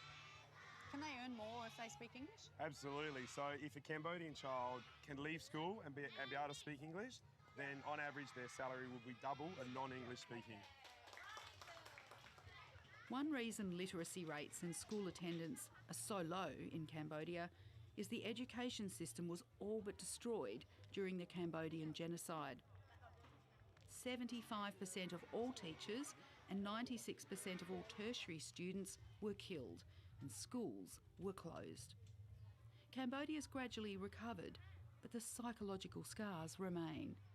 Instead, it really affects the whole population of Khmer people at that period, because a Cambodian country was changed from like democratic country to be like it's like a killing field. Everywhere is a killing field in that period.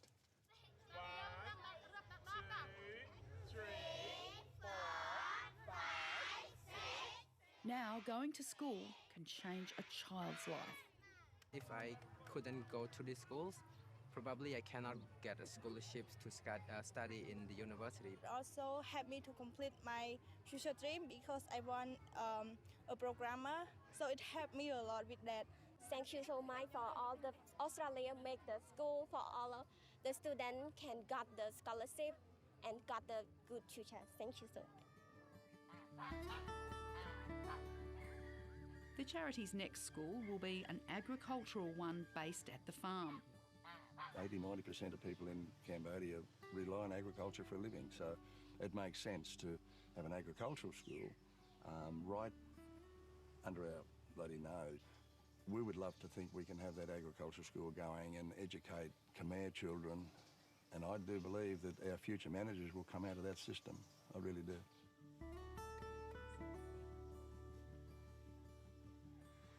A highlight of this trip for Wallace was seeing how well the 6 Australian cattle were settling in.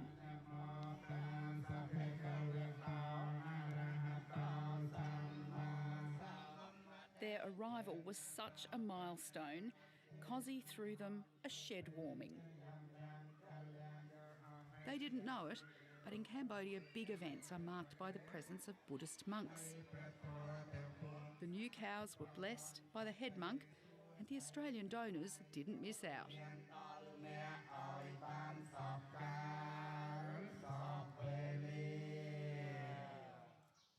I'll steady him. I'll steady him.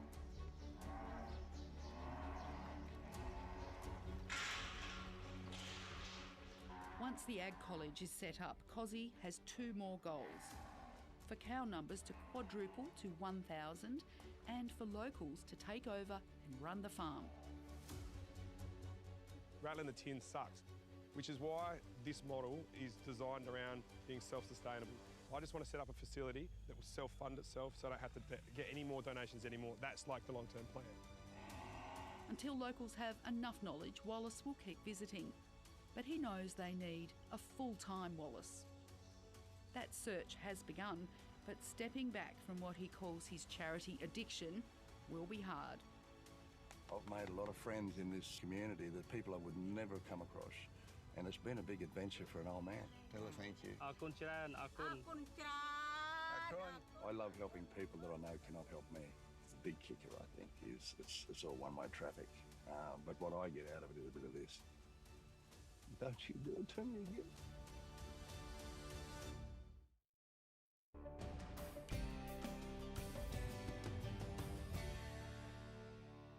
G'day, I'm Matt Brand.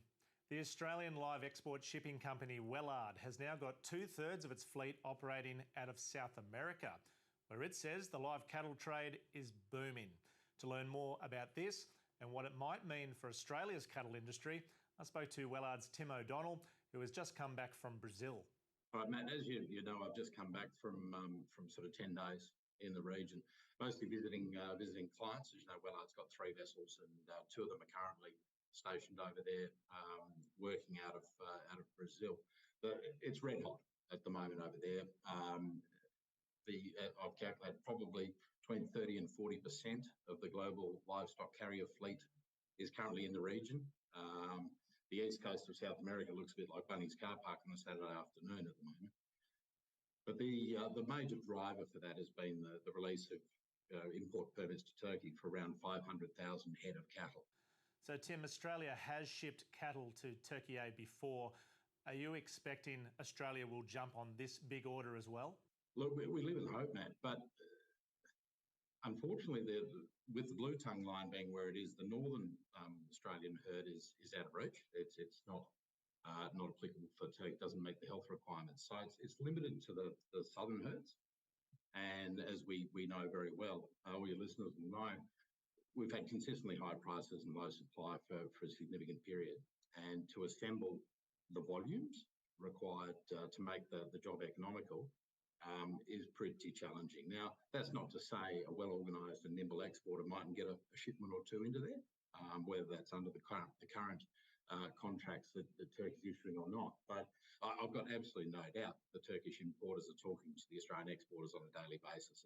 And while all of this is going on, we've heard stories of Brazil potentially sending cattle to Indonesia. What have you heard? Oh, Matt, it's a thing. It's definitely a thing. There's been significant work done by the Indonesian and Brazilian government to develop the protocol. I hear from the guys on the ground that it's that close to being signed. We have got doubts that as a standalone feeder cattle trade that it's viable. What I think is more realistic is there's some massive processes in South America on a scale that we can't even imagine. There's individual companies killing over 20,000 head a day. It's crazy numbers. And the big push is to increase their footprint on box product. So realistically, I can envisage a situation whereby deals might be done that included a component of live cattle. I guess you'd describe it as a loss leader. If it was the end result was increasing market share within the region. So in that guise, I can envisage shipments coming up from Brazil, as much as it logically it doesn't make a great deal of sense. That's Tim O'Donnell from Wellard, who tells me that cattle from South America are also ending up in Europe. They're getting shipped up the Danube to the Ukrainian port of Reni. You can read more about this online right now if you go searching for ABC Rural. In Australia's live export trade, there were 2 ships out of Darwin this week, both bound for Indonesia, although I'm told there's some renewed interest coming in from Vietnam. Here's another look at some of those Brazilian cattle that are ready for export. They're getting the equivalent of about $3.30 to $3.50 Aussie dollars per kilo. These animals are an Angus Nelore cross, known in Brazil as an F1 Brangus. Back to Australia, and some rain this week tightened supply. Cattle yardings were down 10%, although prices barely moved. MLA says there were 35,000 fewer sheep yarded this week, and yet the national mutton indicator dropped 27 cents. Livestock prices have been falling fairly consistently this year, and landline viewers have been asking why meat prices at the supermarket have remained high. Well, the latest retail stats suggest that beef and lamb prices are starting to retreat. Over the last 3 months, you can see the average price for some family staples have fallen and consumption has gone up. Beef mince is cheaper by 4.1%. The value of a leg of lamb is down 8.9%, which has got people buying. And by comparison, the cattle industry's benchmark Eastern Young Cattle Indicator, well, it fell 9.8% during the same period. It was another bruising week for Australia's wool market. AWI says Chinese buyers are acting cautiously and demand is not as strong as usual for this time of the year. The Western market indicator dropped more than 50 cents per kilo. To Chicago, where corn, soy and wheat futures rallied this week, spurred on by weather concerns in the Northern Hemisphere. It's now estimated that 57% of the US corn crop is experiencing drought. So too is 51% of its soybean production and 50% of its winter wheat. Aussie wheat prices remain firm, and again there was handy rain across some cropping regions. I'm told demand for barley has been noticeable and the sorghum price jumped. Australia's cotton harvest rolls on with some really big yields coming out of Bourke and St George, although yields are down in southern New South Wales, and I'm told this year's crop might now come just under last season's record of 5.5 million bales. That is the Landline Check on prices. Keep it rural.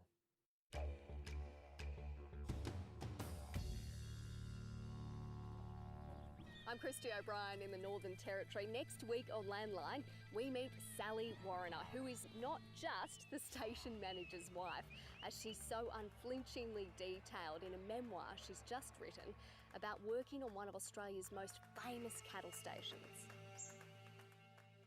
The bone-jarring Outback Way from Laverton in Western Australia to Winton in Queensland is about to change. After 25 years of promises, 3 levels of government have committed more than $1 billion to seal the road before 2031. More tourists, freight and development are expected to follow. Esperance reporter Emily Smith visited some of the remote communities along the road to see how they're preparing.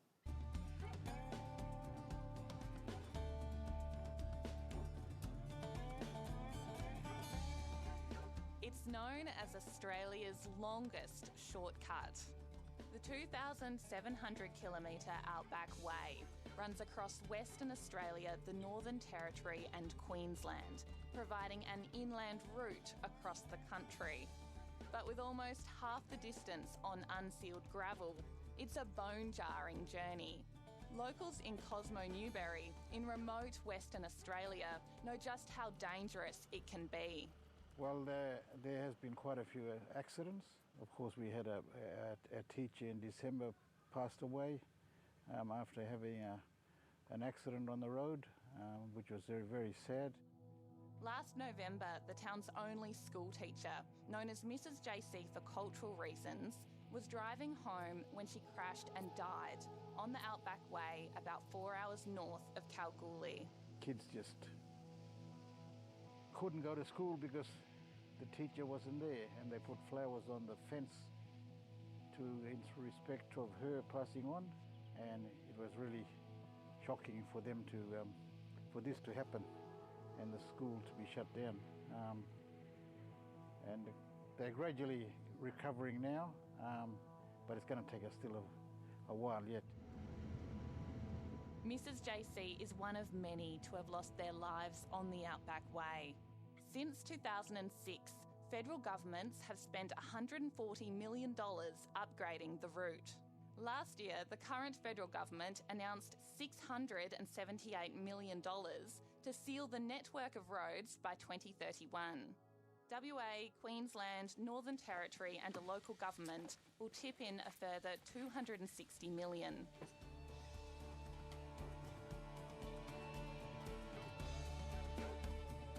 Almost 700 kilometres northeast of Cosmo Newbury is Warracoona.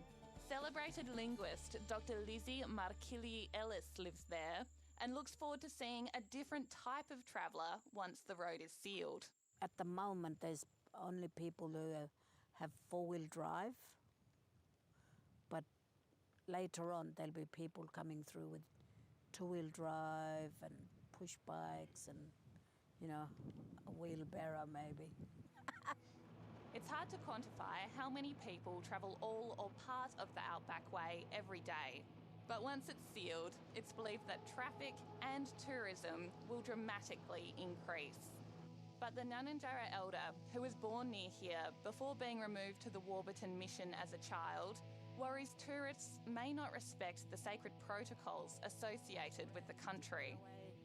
That's our family's country. Tourists must get permits before travelling parts of the road that cut through Aboriginal land. But they're asked not to enter communities and the surrounding countryside. They need to know that they're travelling on private land, Aboriginal land, so we have to get ready. Oh, this is me and Daisy's one. Daisy Jupandari Ward, another elder based in Warracoona, painted this canvas to educate people about her country and its waterholes, streams and bush foods. Where we travelled when we were little, going to Rotobot.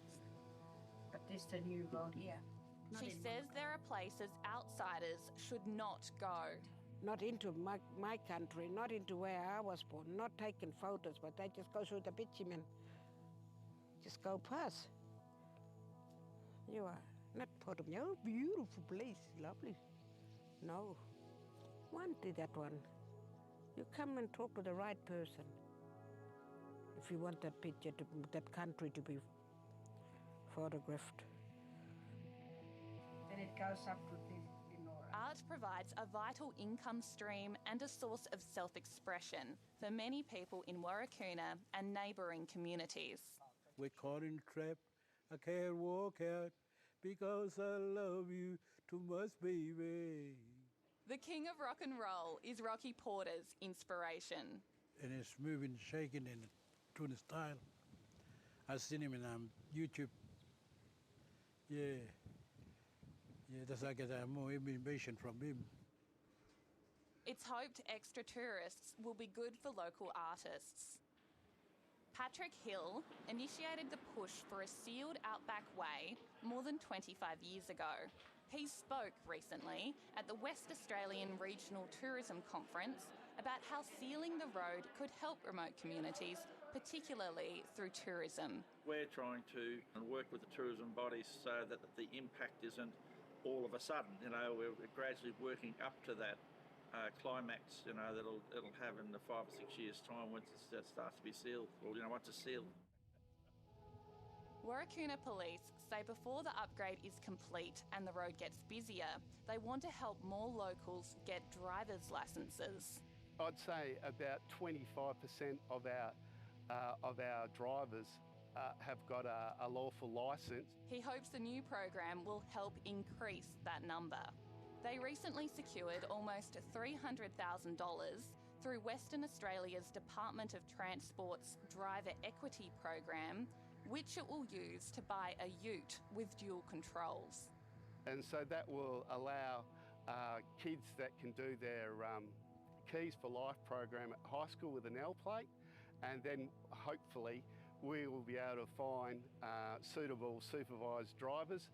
So we're very excited about that because it'll be a two-way street. They'll be able to get a licence, a legal licence, and we think it will be a great engagement tool for teenagers to stay at school.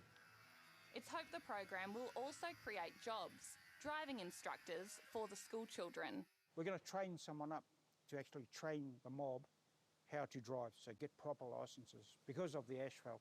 Those who are a part of the community development program already spend a lot of time fixing cars. You want to bolt it here like this, right? But he worries a lack of identification and documents could prove a barrier.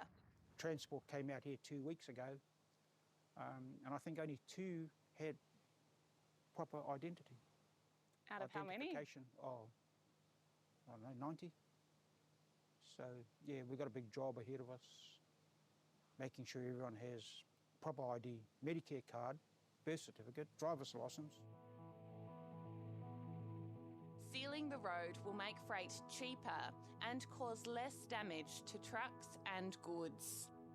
While that will create jobs and could bring down the high price of groceries in remote communities, more road trains are a worry. That creates another difficult situation of, you know, our mob dealing with the trucks on the road. The WA government is working through Aboriginal heritage clearances and access approvals with traditional owners as tender documents to upgrade sections near Cosmo Newbury, Warburton and Warracoona are put together. Once those approvals come through, it's hoped the road upgrade will bring jobs. People can have access to training and to be trained to be operators or, you know, trained to be even lollipop person, things like that.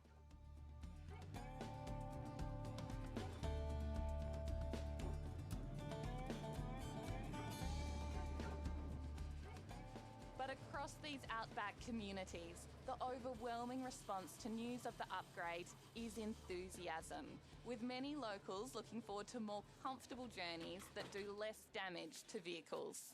So it's good for tyre and all that, so we don't have to come flat tyre all the way. Have you had a flat tyre before? Yes. How far have you had to drive with it? Miles. Oh yes, because it's more quicker to get from one clinic to the other clinic, because we were assigned from different clinics sometimes. Yeah. Have you ever broken down on the road? Yes, many times. How did that go? It's really hard because sometimes the flat tire and in the middle of summer, or it's really hard. The road we had in the past, it was, and now it's getting slowly now, getting better slowly. Yeah, there's a really good things for a lot of people, like tourists and all, the Aboriginal people and all.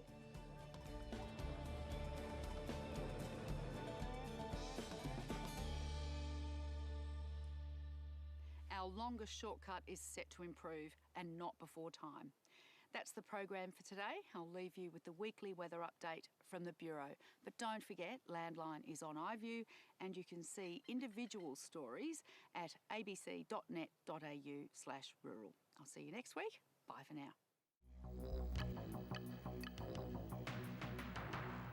G'day from the Bureau. Here's the weekly weather wrap. In the past 24 hours, one cold front has moved across the southeast of the country with a second lying in wait. At the other end of the country, a thick band of cloud is building across northern WA with some rain around parts of the Pilbara district. This second front moves across the southeast starting Sunday night with much cooler weather, showers, hail and a dump of snow for elevated areas. This also kicks off a run of cool, frosty mornings for some inland areas in the east. On Monday, cold air spreads across the southeast with the snow level getting down to 600 or 700 metres above sea level, but possibly as low as 400 metres across Tasmania. At the same time, showers make headway across Western Australia, moving into the interior of the state. Settled and dry weather for the centre of the country and for Queensland. Tuesday sees showers clear in the east, but cool, clear weather remains for the eastern half, while inland and southern WA get rain, as a front moves through Perth, joining the rain further north. Which then all moves eastwards on Wednesday, meaning some rain through the day for much of South Australia and the southern parts of Northern Territory, while staying dry further east and tending back to dry and cool weather in Western Australia. On Thursday, the rain continues to move across the country, this time into eastern states. We expect a wet day for most of New South Wales, Victoria, Tasmania, parts of southern Queensland and southern South Australia. Perth may see a few more showers, but the remainder of the country ought to stay dry. Much of the rain clears on Friday, except for Tasmania, leaving the remainder of the country predominantly clear and dry for the end of the working week, but another front is lying in wait to the south, ready to move across next weekend. That's all for this week. We'll see you again next Sunday.